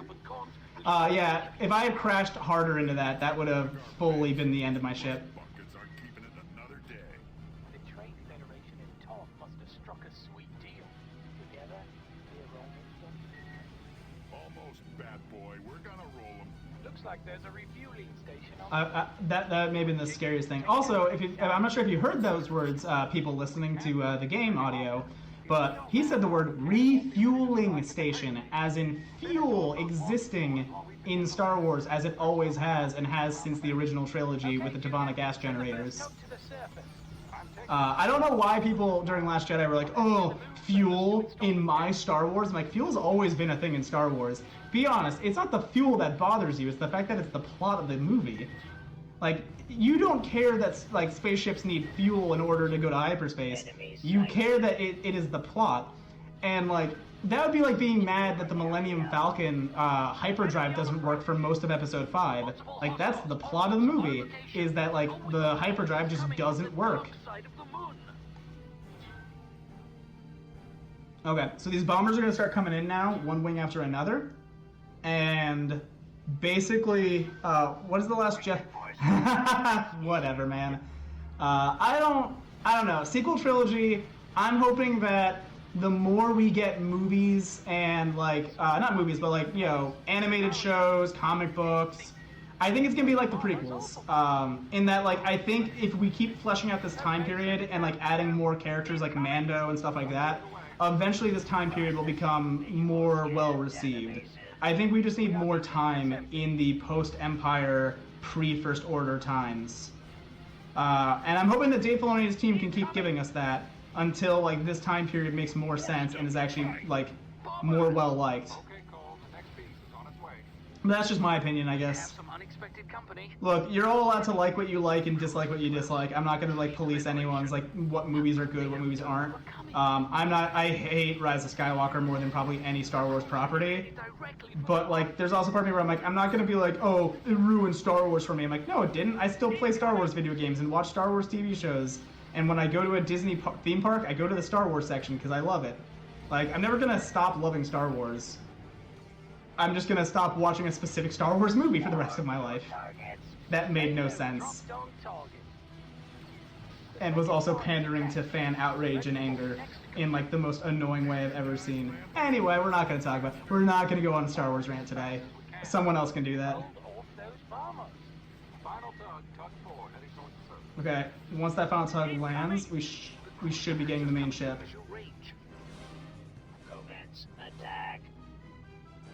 Okay, so they're the bombers, and I can stop going after the bombers now. Well, I'll take out this last one, but once we see the big enemy ship, I'm gonna go for it.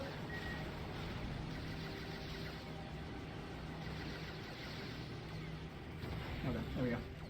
Okay, here it is. So it looks super far away, and you can just go there. I think there is a little bit of a skybox here, but, like, it gets right past the final layer of the skybox pretty quickly. And yeah, you're supposed to just let it go into the path of the giant space gun you're making and use the orbital cannon, or you can just fly right to it. Oh, okay, so there's a skybox. So we'll keep flying down.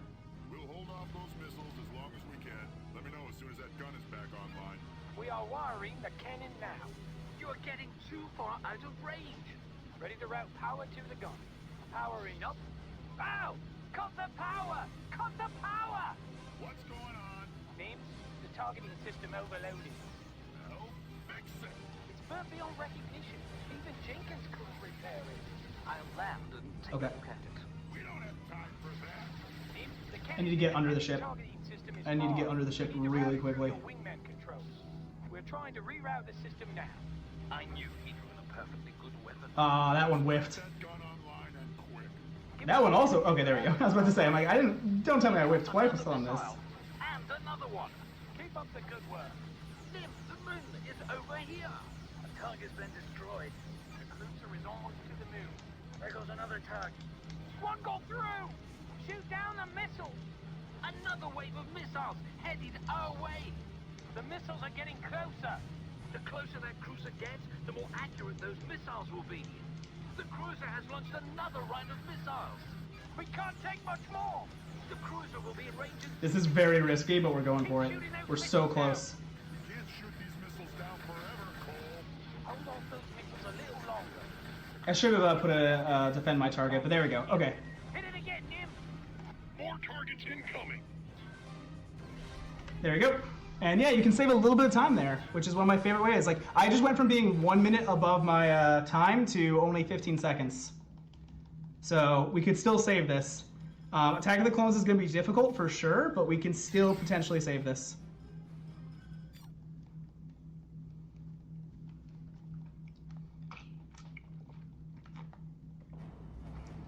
The gunships must land as close to the power plant as possible. I hope those clone troopers are ready for us. This is my favorite mission because I can now just talk to chat. Chat, how you doing? How's life? How are things? Droid starfighters. I can do this as slowly as I want because this mission gets easier the longer it goes. They're after the two of us. So, chat, I want to hear how your weekend's going. I want to hear about life. You know, if anyone wants any like life advice, I don't give good life advice, but I can try. Okay, let's see what we got over here. The western bunker is open. Droid starfighters. But yeah, each bunker you take out just makes this mission easier, and I love it. Somewhere down there is Commander Cody and Captain Rex Target destroyed. on their very first mission. First batch of clone troopers. Just like the simulations. Yo! Hi, how you doing? Under fire. Droid starfighters headed for the gunships. So I love this core ship thing because they make it seem like, oh, you can sacrifice your air support, which is the clone gunships, to go after that core ship. And like they make like this big deal, like you have to sacrifice them for it. And I take the core ship out in about 5 seconds because once the like clone ships are going after it, it goes down pretty quickly. There we go. And you're dead. And you're dead. And those are piloted by like bugs, apparently. Which, how is a ship made for a bunch of bugs also made for Count Dooku? Someone explain. Commander, that is a likely landing spot. Put down there. Okay, this is gonna be the next bunker to open. Hey, look at all them yos. Yo, yo, yo, yo, yo, yo. Open. Open. Open. Fine. We'll go after the core ship for a bit. But yeah, as you can see, I don't really do that much damage to the core ship. Also, Siri is gonna fly in front of my shots multiple times, and I find it so fun. Like, Siri's just gonna keep going right in front of my bullets. Enemy units. Okay, here we go. I see battle droids and something else. Okay, I love this. The super battle droids are so much easier to see. The normal battle droids are so hard to shoot because they blend in. Nice. How super are your battle droids if I can see them? The northern bunker is Like, open. one of them's camoed and the other one's not camoed. What planet would that be camouflage on? Like, I know they're not supposed to be camouflage, but like, it's just so much easier to pick them out. Okay, fine. There. Enjoy death.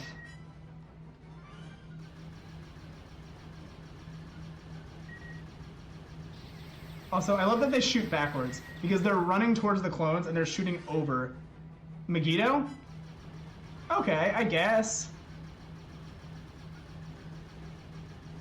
Now I'm just hearing the Battlefront 2 voice. My Gito. All troopers deployed, Master Gallia. What are your orders? The gunships are wired into your wingmate control. What are those walker droids? They look like bugs. They are Commerce Guild attack Oh, there we go. droids, similar to all-terrain tanks. We must not. I know I say this every time I do this run, but I find it so funny that George Lucas felt the need to have the Trade Federation, the Commerce Guild, and the Intergalactic Banking Clan. Like, you could have just made all of them the Trade Federation. What was the point of having all these different ones? And don't say action figures, because the answer is action figures. With the moon species being like the Commerce Guild, and the Nemoidians being Trade Federation. What species is intergalactic banking clan? I don't remember. Lol, the shaking troop ships. Oh my goodness, they also clip into each other by the end of the mission. I'll be sure to show that off. And boop. I also love, it's the rolly ones that they'll do later that I love blowing up because the wheels just pop off. And I don't know why, but some, yeah, here they are. The big wheels fire missiles. They're intergalactic bank clan tanks. And boop. Commerce Guild? Intergalactic Bank Clan? But yes, we get it, George. Money people are bad.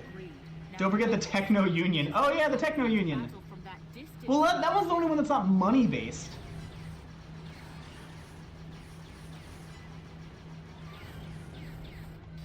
Anyway, I should be going after the bunkers again. But I was having too much fun talking about Techno Unions.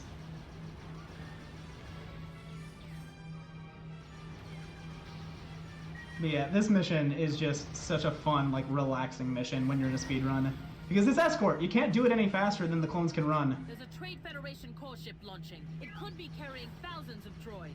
We have to destroy It could be dead in a couple seconds. Control ship. Like, they make it sound like, oh man, you're gonna have to give up, like, all your... Oh, and it's gone. The moment she brings it up, hey guys, protect Captain Cody. Droids, all on their way. We've destroyed the core ship. Those droids will take no innocent lives. Isn't it a bit dangerous to fly a Jedi Starfighter in a battle that's so low? A little bit.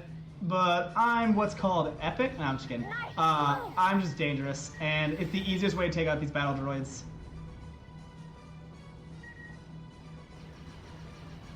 And if there's one thing I have a handle on, it's just doing this like low air support thing.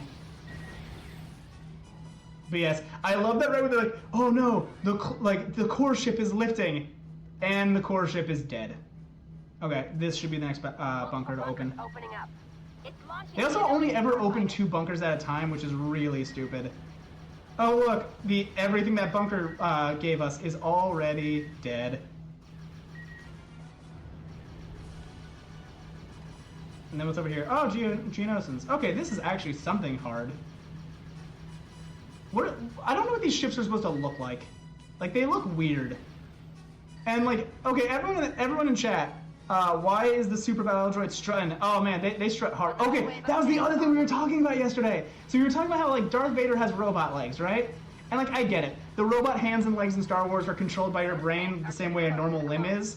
But I love to believe, because I used to think about this in Force Unleashed, like the opening mission where you're Darth Vader, that he has like a cruise control for his legs, and that like he's just like, you know, in his own brain just being like, okay, I'm gonna set my legs to menacing. And then that's when my fiance is like, could he set his legs to strut? And I'm like, yeah, just Vader voguing. But anyway, looks like they do the dance from Star Wars Droid Works. Yeah. We were chatting about that earlier with the hold music for this this marathon. Oh no, I didn't kill it in time. Oh well.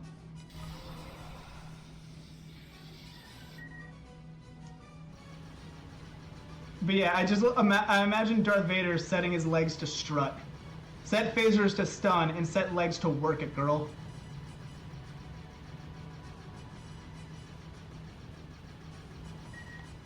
I mean, the Emperor's a theatrical person. He definitely would have like had that. That game is childhood fave of mine.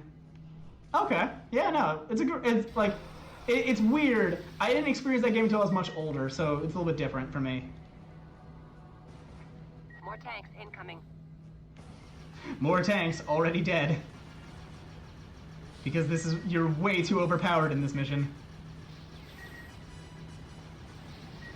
Yeah, the only speedrun strat here is don't die.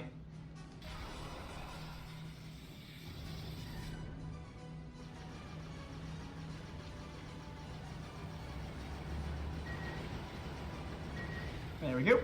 I just love the way they look like onion rings. I don't know why they look like onion rings to me, but they make me hungry. I might get onion rings after the stream. I'll watch the Lego Star Wars 3 with some onion rings. Launching Geonosian Starfighter. I believe Chess is after me with some Lego Star Wars 3, so we only have 2 more missions after this one. So that'll be coming up pretty soon. I do love that you can crash into a ship to destroy it, and I still have all my health. Really, like, you know, it's all about finding new methods for killing things in Star Wars. Yeah, chest whiz! Another wave of tanks is on the Okay, real talk. I have never played Lego Star Wars 3. It was this weird, I don't know what to call it, but like I played Lego Star Wars 1. I played the original trilogy. I then played both Harry Potters, and then I remember I asked my dad if for my birthday I could get like the new, I think it was Lego Star Wars Pirates of the Caribbean, and like my dad like fully like was just like, nerd, like you're way too old for Lego video games. You need to start playing like Call of Duty and stuff. Like he didn't say Call of Duty, but like my dad's like, I want to get you like more adult games, so he bought me Assassin's Creed instead of Lego Pirates, because he was just kind of weirded out by the fact that like I was obsessed with Legos and Lego games as like a 14-year-old. All of the bunkers have been destroyed. It may not stop them, but it should slow them down. So, pirate, like I wanted pirates so bad. I'm a huge Pirates fan, like not Pirates of the Caribbean, just pirates in general. I can tell you anything about any Caribbean pirates. Like if you were like, hey, tell me about the gentleman pirate Stede Bonnet, and I could tell you about him even before playing Black Flag, even before that new show that came out that everyone loves. Like I love pirates. I love them. I love that Jack Sparrow is kind of based on Calico Jack. Anyway, but yes, I like I never got to play Lego Star Wars 3. I do have the complete the Skywalker Saga, which I am enjoying the heck out of. I started streaming it, but like I originally was like, I'm gonna stream every second of this game, and then I'm like, I finished my first stream about 30 minutes past. I'm like, I need to keep playing that game, and like I think my fiance Jenny was just like, I thought you said you're gonna stream all of it on Twitch. I'm like, I'm not. I can't stop playing Lego Star Wars Skywalker Saga. It's so good. I recently watched the Pirates of the Caribbean movies, and they're really fun. Yeah, the first 3 are great. The 4th one and the 5th one.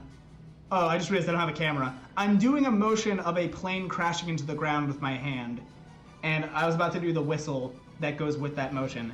But anyway, I forgot I don't have a camera for this run. I'm very used to my stream overlay setup. Like, I literally look up to see what I look like in my camera, and I'm like, where is my camera? It's so nice. I can make any facial expression. I can just sit here with my mouth open if I want to, and none of you can see it. I have not streamed without a camera in so long. I even thought of I didn't even put my contacts in today, because I'm like, I don't even have to put my contacts in. I can wear my like reading glasses today. It's great.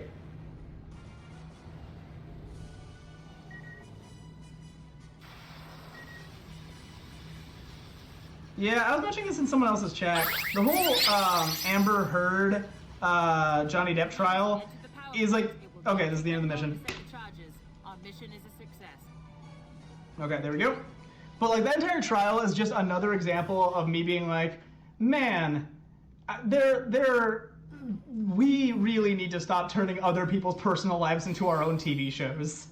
That's my only theory. Like, I'm not gonna say who I think is better or worse in that trial. I'm not gonna do anything like that. I just had a moment where I'm like, every single tweet I saw, every single Instagram post was the exact same content for so long that I just finally hit a point where I'm like, maybe we should stop turning other people's like lives into our very own like personal content. I don't know, maybe. Remember that convoy over Naboo? That was 10 years ago, Vanna. Oh crap. Cannon is ready to fire. Take this out. Ah, dang it, it missed.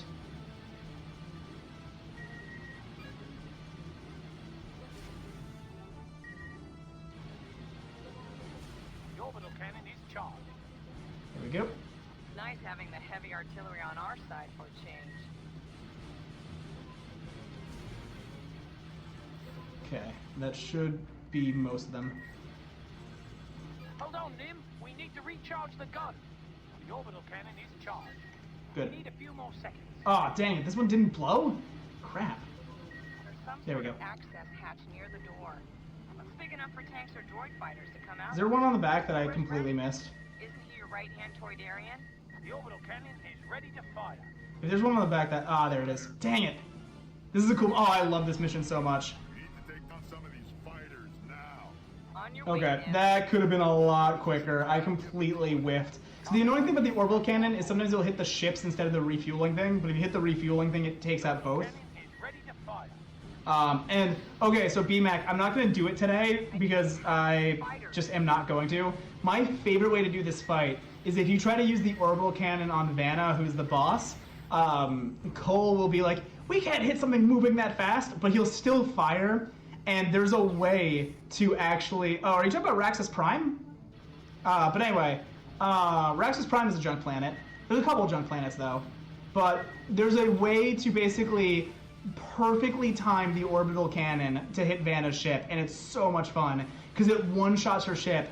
So they knew someone was going to try it. Like, they still made sure that the orbital cannon does a one-shot on her ship, but it's not the most fast way because you'd have to wait for her to get outside of the main building instead of like actually just, you know, doing the mission the correct way. Which you can take her ship out a lot faster with Nim's bottom button. Because you can take her ship out before she even leaves the thing. I have other plans. Okay. Bella, deal with this rabble.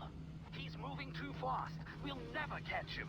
Correction, you'll never catch him. Vanna, stay with him and let me know when you find him. But yes, I'm a huge, like, whenever I play this game casually, that is the only way I will take, like, I will not shoot at Vanna's ship once because I want to use the orbital cannon, because the game tells you you're not allowed to, and then still lets you do it. Which may be my favorite kind of, like, game developing, like, concept. Because, like, more devs need to be like this team, where you respect that you're going to have players who try stupid things. Like, I thought about that a lot with, like, Mario Odyssey of all games, because, like, that game rewards you for trying to break it. Like, if you try and jump up a surface that should not be, like, you know, textured, not only will they make, like, the roof of a building textured, they'll just leave coins up there that require you, like, a bunch of crazy moves to get up there. And, like, this game kind of gives me a similar vibe sometimes where, like, the game will make a point to be like, hey, you're not really supposed, that's not how we want you to play this game, but we respect it, so we're still going to let you do it. Anyway, let's take out some tanks. So once the demolition team lands, they're going to send one bomb ship right into the middle building there. You then can go inside the middle building and, as quickly as possible, take out every structure inside the building. Vanna shows up, and then you can just unload all your weapons on her before she even leaves the building, and that's the fastest way to kill her. Right on target.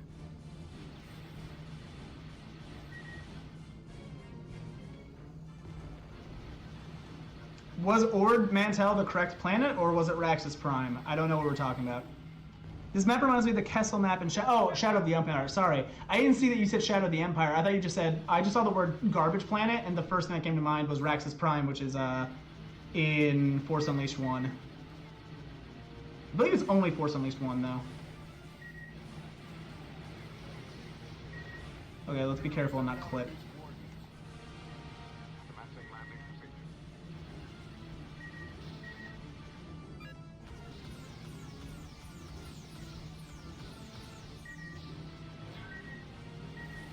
Ah, man, I love those bombs.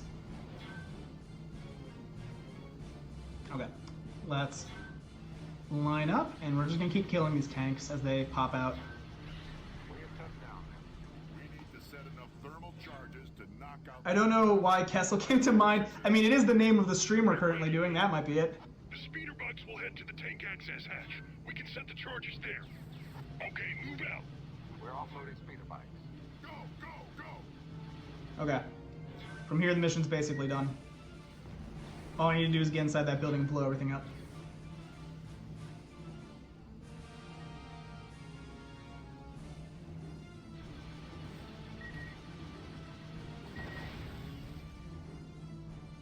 Get there, buddy. Get there, Soul Sixa. This is Sixa, moving in. Someone cover me.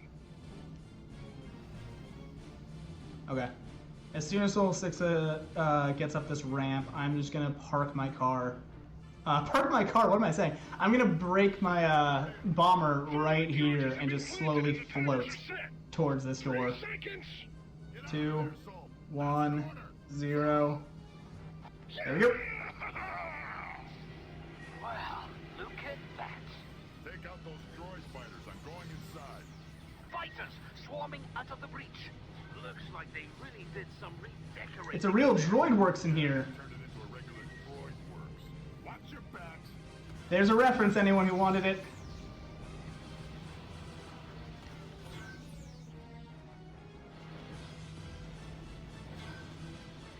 Okay, now we just need to kill the droid ships that are still in here.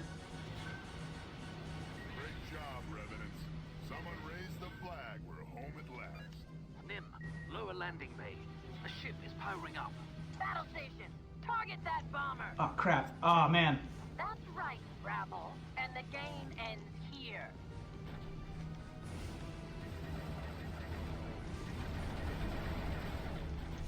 Stabilizers failing! Okay, that's the end of that mission. Ship!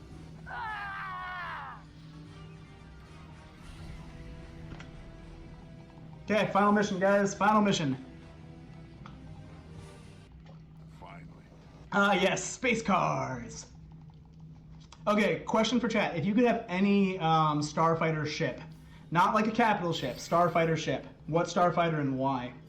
For me, it would either be an N1 Naboo Starfighter or Grievous's Soulless one,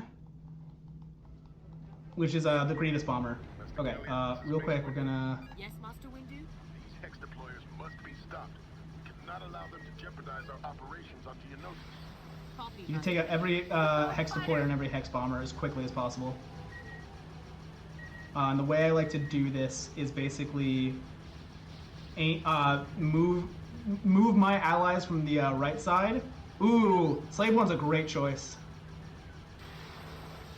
Also, once again, not to get like controversial, but I don't get the we're not going to use the word Slave One when the word slave is literally used so often in Star Wars. Like, it's a weird choice, no offense, people. Like, I'm not trying to be controversial at all. I just find that like such a weird concept. Hiding somewhere, no doubt. Do not worry about him. Master Gallia, I'm picking up a message. It appears to Ah, be come a on. decoded hyperspace transmission from NIM. The signal is weak. Decode and boost that message. Affirmative. Playing message now. Adi, Toth has left Locke and is definitely headed your way. I repeat, Toth is en route to Geonosis with his hex weapon. Siri, send a reply. Inform Nim that Toss... The ship has tech called a slave system. Yes, Master Gallia. They don't get the lore at Disney. I don't even think it's the lore. I think it's just a desire to not be offensive that sometimes gets a little, like, weird and, like, I don't know, like, once again, I am not trying to say anything about anything. I really am not. But, like, one that never made any sense to me was the, like, with NBC's Community getting rid of the first Dungeons & Dragons episode. Because regardless of how you feel about that decision, it doesn't really make any sense. Because, like, there were much more worse episodes in the show Community, dealing with race, dealing with sexism, and, like, making jokes that are actually inappropriate and actually, like, problematic. But the movie they get, the episode they got rid of it purely because there's, you know, blackface in it. Anyway, I'm gonna get off this topic because this is a weird topic for a speedrun event. But it's just one of those things, like, sometimes I think people want to do something that just has good optics and has nothing to do with lore, nothing to do with anything that makes any sense. Should end this latest Anyway, threat. okay, now we need to just take out every single ship here. But yes, anyway, we're gonna get off that topic because this is not my Twitch channel, and I don't want to be a bad representation to anyone. Anyway, there we go. We're gonna focus on these defenders. I hate the Defender class. The Defender class has the Geonosian rockets. It has shields that basically come back the moment you stop shooting, and they're beefy, they're chunky boys. I don't hate the Saboth fighter though for a ship design. It does look kind of cool. It kind of gives me pod racing vibes with like the symmetry, the way it's built, like the big gap in the middle. Okay, one more defender. Great. Ooh, I got 2 for 1 on that one. That other guy got in the way and died. Come on, guys. Someone else has to be able to kill this that's closer to me. There we go. Oh, come on. So these last ones always suck. There we go. Okay.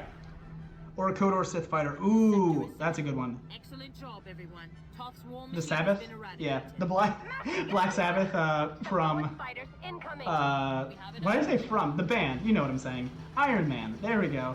Ozzy. Addy, I'm getting a strange reading. All channels, emergency code Nova. It appears Okay, that Kavik we're gonna Toth use is Force showing Lightning on that group. Master Windu, this is Adi Gallia, requesting heavier fire. And we're gonna start working on the cap turrets here. Close, Adi. Nothing can be spared. Addy, we can't penetrate the shields on these destroyers. Siri, scan those destroyers for some sort of weakness. Scanning. Sending Oh data my now. goodness. Oh my goodness. I need to get closer. I see These nothing. turrets are gonna Stay on these completely escorts. bounce me Master off Winner will send target. help when he is able.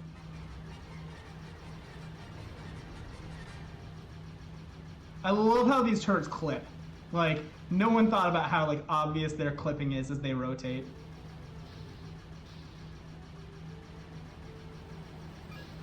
Okay, and then these last two. A fleet of ships has just exited hyperspace.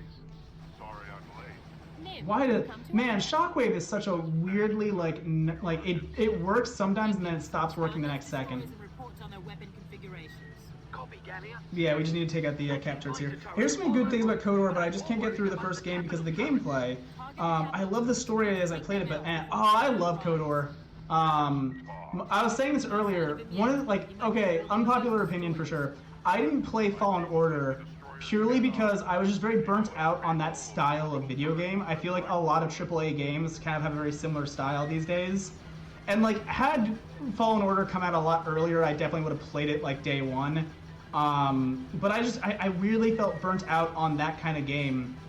And one conversation I had with another Star Wars video game fan was that I just want more kind of KOTOR style video games, not in terms of gameplay, but in story.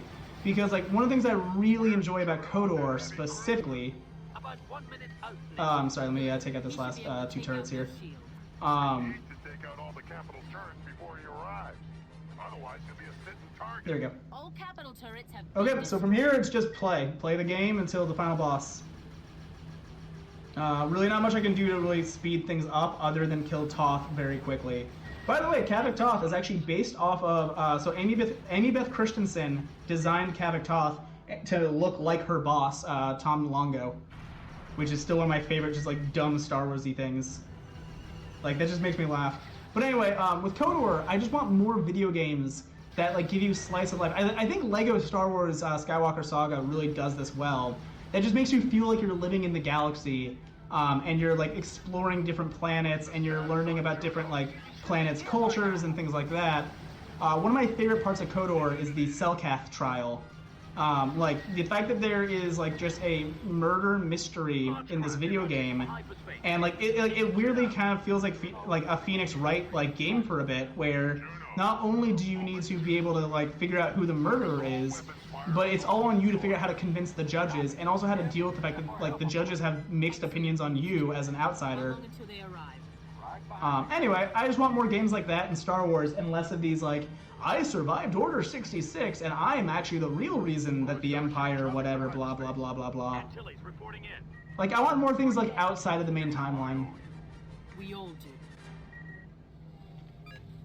On my mark. Fire. How many of those will die from that? Ooh, not bad. Let's go for the defenders first. But yeah, I've tested before if shooting at these like big ships does any like actual meaningful damage, and unfortunately it really doesn't. Keep firing on I just wish that game had a different gameplay style. It was such a great story. I'm hoping when they remake it, they may make the gameplay a little bit better. Like, I was thinking about this with Final Fantasy VII remake, where the remake like pays homage to that turn-based combat, but it's now no longer turn-based, which I think is pretty awesome. Finish the job.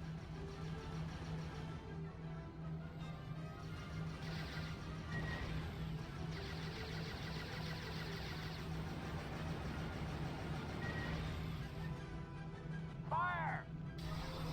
Like, the lack of turn-based really does help.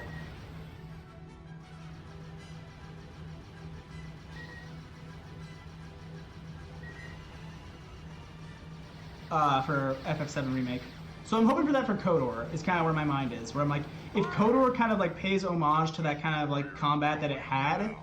Oh, and what you said, I totally felt that. Although I also like the games that are set in the main timeline as long as they expand on stuff. Yeah, like I love this game. It's in the main timeline, but it doesn't change the timeline, is I guess what I'm saying. Like, it doesn't all of a sudden, like, it's not like Palpatine coming back in Episode 9, which kind of undoes Darth Vader's death. Like, I got so annoyed by that, where, like, we like the fact that we're like, oh, Darth Vader sacrificed himself for his son and to save the galaxy, and he brought balance to the Force by finally killing Palpatine and destroying the Sith. Joke's on you, Palpatine cloned himself. Screw you, Darth Vader. That sacrifice was meaningless. And anyway, that's my feeling about some Star Wars video games, is they'll recontextualize something in Star Wars for me in a way that's not satisfying. And the conversation with my fiance I have a lot is like, we're very tired of survived Order 66, because when you first saw Order 66 in theaters, it had this feeling of finality. The rise, fall, and redemption of Anakin, Palpatine, Sith bullshit, yeah. But like, it like Order 66 had this feeling of finality that like only Obi-Wan and Yoda survive it, and you know they're all that's left of the Jedi. And then like, I know even in Star Wars Legends there were a lot of like people who survived, but it becomes more and more frustrating the more people you add to that list. Like when suddenly you have like you know, every single Jedi survives, and now every single person in Hollywood gets to play like a surviving Jedi. It just gets frustrating. Like, I don't know, I don't really want Order 66 to be like, it killed 20% of the Jedi. Yeah, that's just where I'm at with like Fallen like Order, and like even like the Kenobi show that we're about to get, where I'm like, I don't really want to see like that like hundreds and hundreds of Jedi all survived Order 66. I don't really like how Grogu survived Order 66. Spoilers, by the way. Alright, we have Kavak's ship now. Looks like your friends are deserted. Well, when actually killed 90... Yeah, no, I know that, like... I know that it's been expanded on, but when you first watched the movie, Episode 3, it had this bigger feeling of finality, and that's kind of been ruined for me when we keep doing it, and this Jedi survived, and this Jedi survived. Like, if I'm being completely honest, I miss Battlefront 2, the original, where we, like, the clones killed the Jedi, and they were fully aware of what they were doing.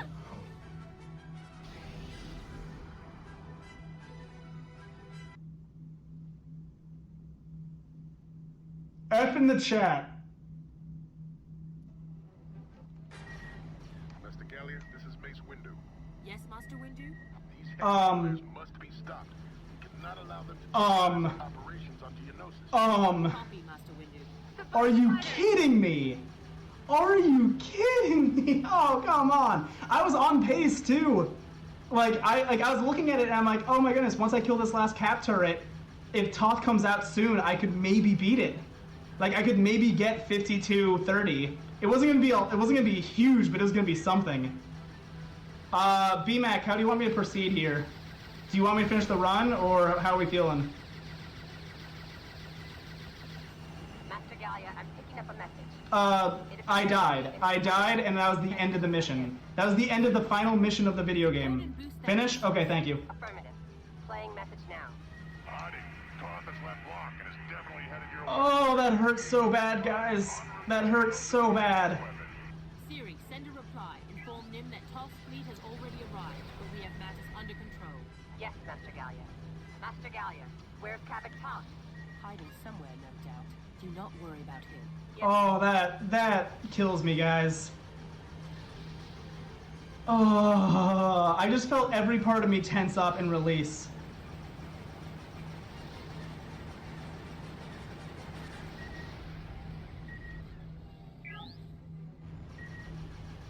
the Hex deployers are launching a barrage. Use your Master rage. Windu, Hex weapons are en route to Geonosis. I am sending another squad to take care. Concentrate on those Hex deployment vessels. To both heavy fighters. Keep your focus. There are 2 deployers left. Why have we not seen Kavak Toth?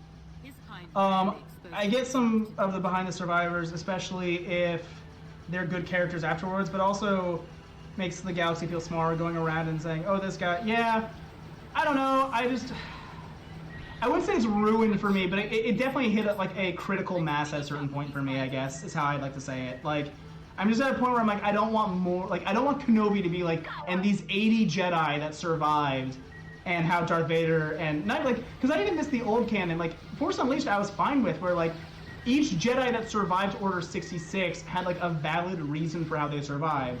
Like, the vibe is like, not to spoil Force Unleashed, but I guess if you're watching this in speedrun today, you're gonna see some. But like, you know, most, oh crap, one second, I'm about to die again. Let's not die twice. Most reassuring. Anyway. But, like, Force Unleashed, like, all, like, Ram Koda survives because he wasn't near clone troopers. That's a lot more sensical and satisfying than all these people, like, Grogu was hidden in a basket and no one noticed during Order 66. No one with the ability to use the Force to sense things noticed. You know, all these other Jedi were near clones, but were able to, like, you know, were able to do something about it. It's just kind of frustrating to me. Like, I'd rather be more like the Ram Koda story, or even like, Sector is secure. who am I thinking of? Also, I'm doing this a lot better this time, unfortunately. Oh, that's so frustrating. Saboa fighters incoming. Okay, you're all executed now. Addy, I'm getting a strange reading. All channels, emergency code Nova. It appears that Kavik Top has shown his hand. Master Winder, this is Adi Galia, requesting heavier firepower. Okay. What are we not gonna do? Fly into the ship. Addy, What are we gonna do instead? Keep our distance. Not try stupid things to save time. scanning. Sending data now. It doesn't look good. That's such an annoying place to do. I mean, Kennedy are because Bad Batch covered survival, right? Yeah, which is kind of unique. I'm just kind of tired of, like, because the other thing that they keep doing is, like, I was a Jedi Padawan and my master, like, did this, and I'm like, that's cool the first time. It's kind of getting old for me. It's just where I'm at. Like, that was a cool story the first time I heard about a Jedi Padawan who survived because someone, like, their master sacrificed themselves. Exited hyperspace. Sorry I'm late. Nim. I don't know. I'm old and grumpy. It's where I'm at. Pure and simple. I'm old and grumpy, and I'm very concerned about the Kenobi show. Copy, Galia. Scanning. Anti-fighter turrets all over them. But I'm more worried about the capital turrets. Target the capital turrets. We need to take them out before Juno arrives. Where's Todd? No sign of him yet. He might be aboard one of those destroyers. Good. My team will take the destroyers head on. Keep alert, people. Those Anyway, capital sorry. turrets will I'm just really annoyed because even, like, doing the cap turrets isn't actually mandatory. Like, it's supposed to be mandatory. All the cap turrets do is they destroy the things that are helping you destroy these ships, your big capital ships. And, like, I could have gone a lot slower and that would have been fine. I didn't need to make that, like, weird cut move that I made. Also, usually when you collide with something in this game, you just bounce. Like, you lose your shield, but you bounce. About 1 minute. Bounce? Good. There we go. He should be able to take out those ships. Anyway, don't mind me. take out all the capital turrets before you arrive. Oh, man. Otherwise, you'll be a sitting target. Okay. This is the last cap turret, and then I just have to wait again. Now the waiting game Capital turrets begins. have been destroyed. Target is too well insulated. There we go. Start taking out these Saboa. Oh, man. That hurts so much. It really does. I'm still not completely over that, guys. The one thing I said earlier is, like, as long as I don't die in one of the last 3 missions, I'll feel like this was a successful run today, even if I'm like 30 seconds above my world record. Oh well. Status on Juno. I could still maybe do sub 2 hours if I'm lucky. It's gonna be close to be sub 2 hours. It's gonna be very close. That was the weirdest place to probably die too. Hyperspace. It's Juno. Juno reports. Yeah, it does, like, yeah, similar. Juno. Not a moment. Like, I was literally about to say, like, let me demonstrate it for you. I'm like, wait. Maybe I don't demonstrate what it looks like when you fly through a ship in this game. Excellent news, Juno. How long It's kind of inconsistent, though. Sometimes you clip through the ship, and it just destroys you in one hit. Other times, I've clipped inside a ship, and I just keep taking damage, but I can't get out of the ship without dying. From hyperspace. You know, it happens. Juno, I owe you. We all do. But yeah, the issue is how they rotate. So you're seeing this right now as they rotate into this, like, into facing off the Tritus. And, like, the rotation is what killed me, because I was trying to quickly fly up and take out the last 2 turrets. And it's that rotation that's really dangerous. Juno's position. That's a new way for me to die, though, honestly. I don't think I've ever died that way in, like, all my years of playing this game. Shields can't hold forever. We need air support. Like, I've definitely, like, bounced off the side of the ship, but I've never died. Oh well, run's cursed. Everyone else had better luck than me today, okay? Ready? Fire. Destroyer shields are down. Let's finish the job. I wonder if Shockwave would do any actual like meaningful damage. Let me just test this now, because I've never tested Shockwave on one of these. On my mark. Nope. Fire.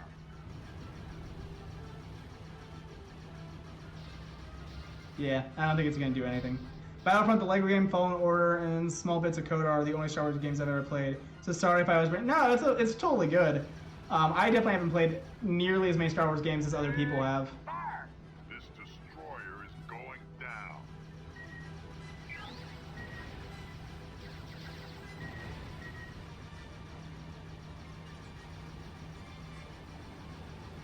Okay, so once that destroyer goes down, they'll start the second destroyer. Fire.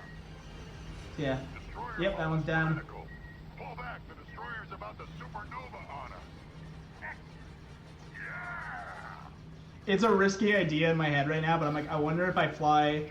Like, sometimes with Shockwave, if you're in the middle of something, the Shockwave hits on like 3 different like angles, like if I'm inside this U here, but it's not worth testing. I'll test it on my own time after my, like after this Kessel Run event's over. Because now I kind of want to know if Shockwave could do any real damage. Because if you're using other ships, like the clone gunships, which is a cheat code in this game, you can actually damage these ships with like the green laser. I could literally open up Steam and play them, but I just never get... Yeah, no, I feel that. I have a huge backlog of games.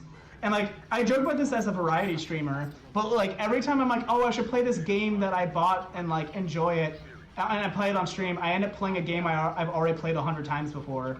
Because like tomorrow, self-plug, I'm so sorry, but tomorrow I'm doing a Kingdom Hearts 2 challenge run where I'm playing with a Pringle can on my hand. I could definitely play like a new video game. I could definitely play something else, but like, I love doing stupid challenge runs in games that I love.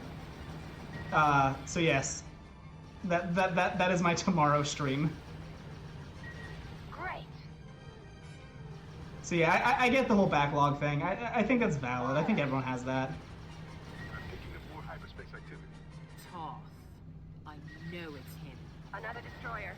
Looks like the flagship. This is Juno. That starship is heavily armed. Somebody neutralize her turrets now. Oh, okay, so here's the flagship. Okay. So let's not do the thing I did again. Looks like your friends are deserting you, Jedi. Not all of them, you Chuba-eating sand panther. I think I'll take you alive, Yoran, and give you to But yeah, I was just too close underneath the ship here last time. Because I tried to fly up through the middle, which I'm not going to do this time. I'm going to fly around, which is the longer route for sure. And like, you don't have to do this. Like, you do have to take out all these turrets, but there's no like reason to do it quickly or slowly. Because all these turrets do is they destroy the Tritus and those other ships. Yes, I get that so much. I'm always like, oh, I could play a game about a year ago, and I'm like, or I could replay the game I've already played 50 times. I mean, that's the life of a streamer. I created a list on Steam of games I really want to play though through those, so which is kind of helping. Yeah, I get that. Often what I'll do is like, I've never played Metal Gear Solid 5. I have owned that game for like 10 years now. And what I'll do is I'll make those channel point redemptions on my stream so that people can make me play the games that I've been meaning to get to play. Because there's always someone in your chat that like really loves that game and they're like, oh no, I want you to play that though. So like that's my channel point redemption right now. Like, yeah. I'm also that way with like games like Destiny, where I'm like, I just never pick up Destiny 2. But maybe if chat wants me to play it, I'll finally force myself to like play it, even though it's just been sitting like in my library for a full year now.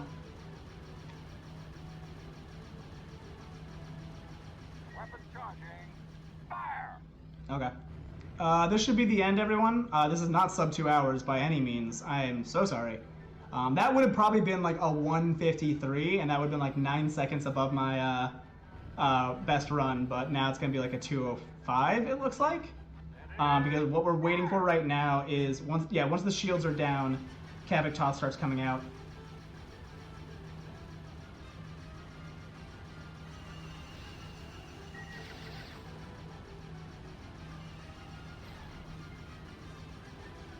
Weapons charging. Fire! Okay. The flagship shields are out. Move in, people. So Kavik Toth is going to come out pretty soon, and then I'm going to use Time Warp.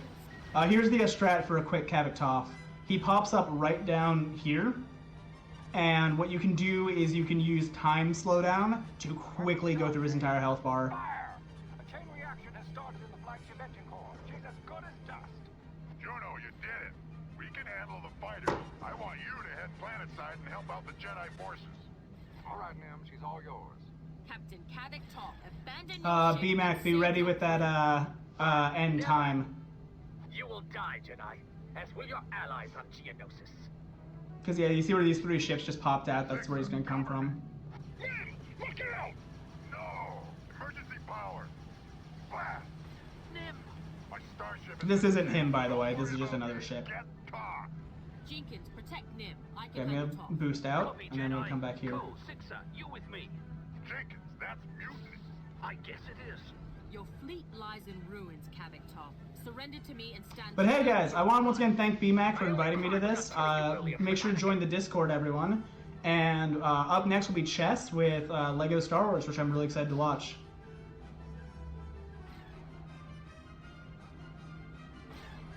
Get here, please. Come out of your poop ship.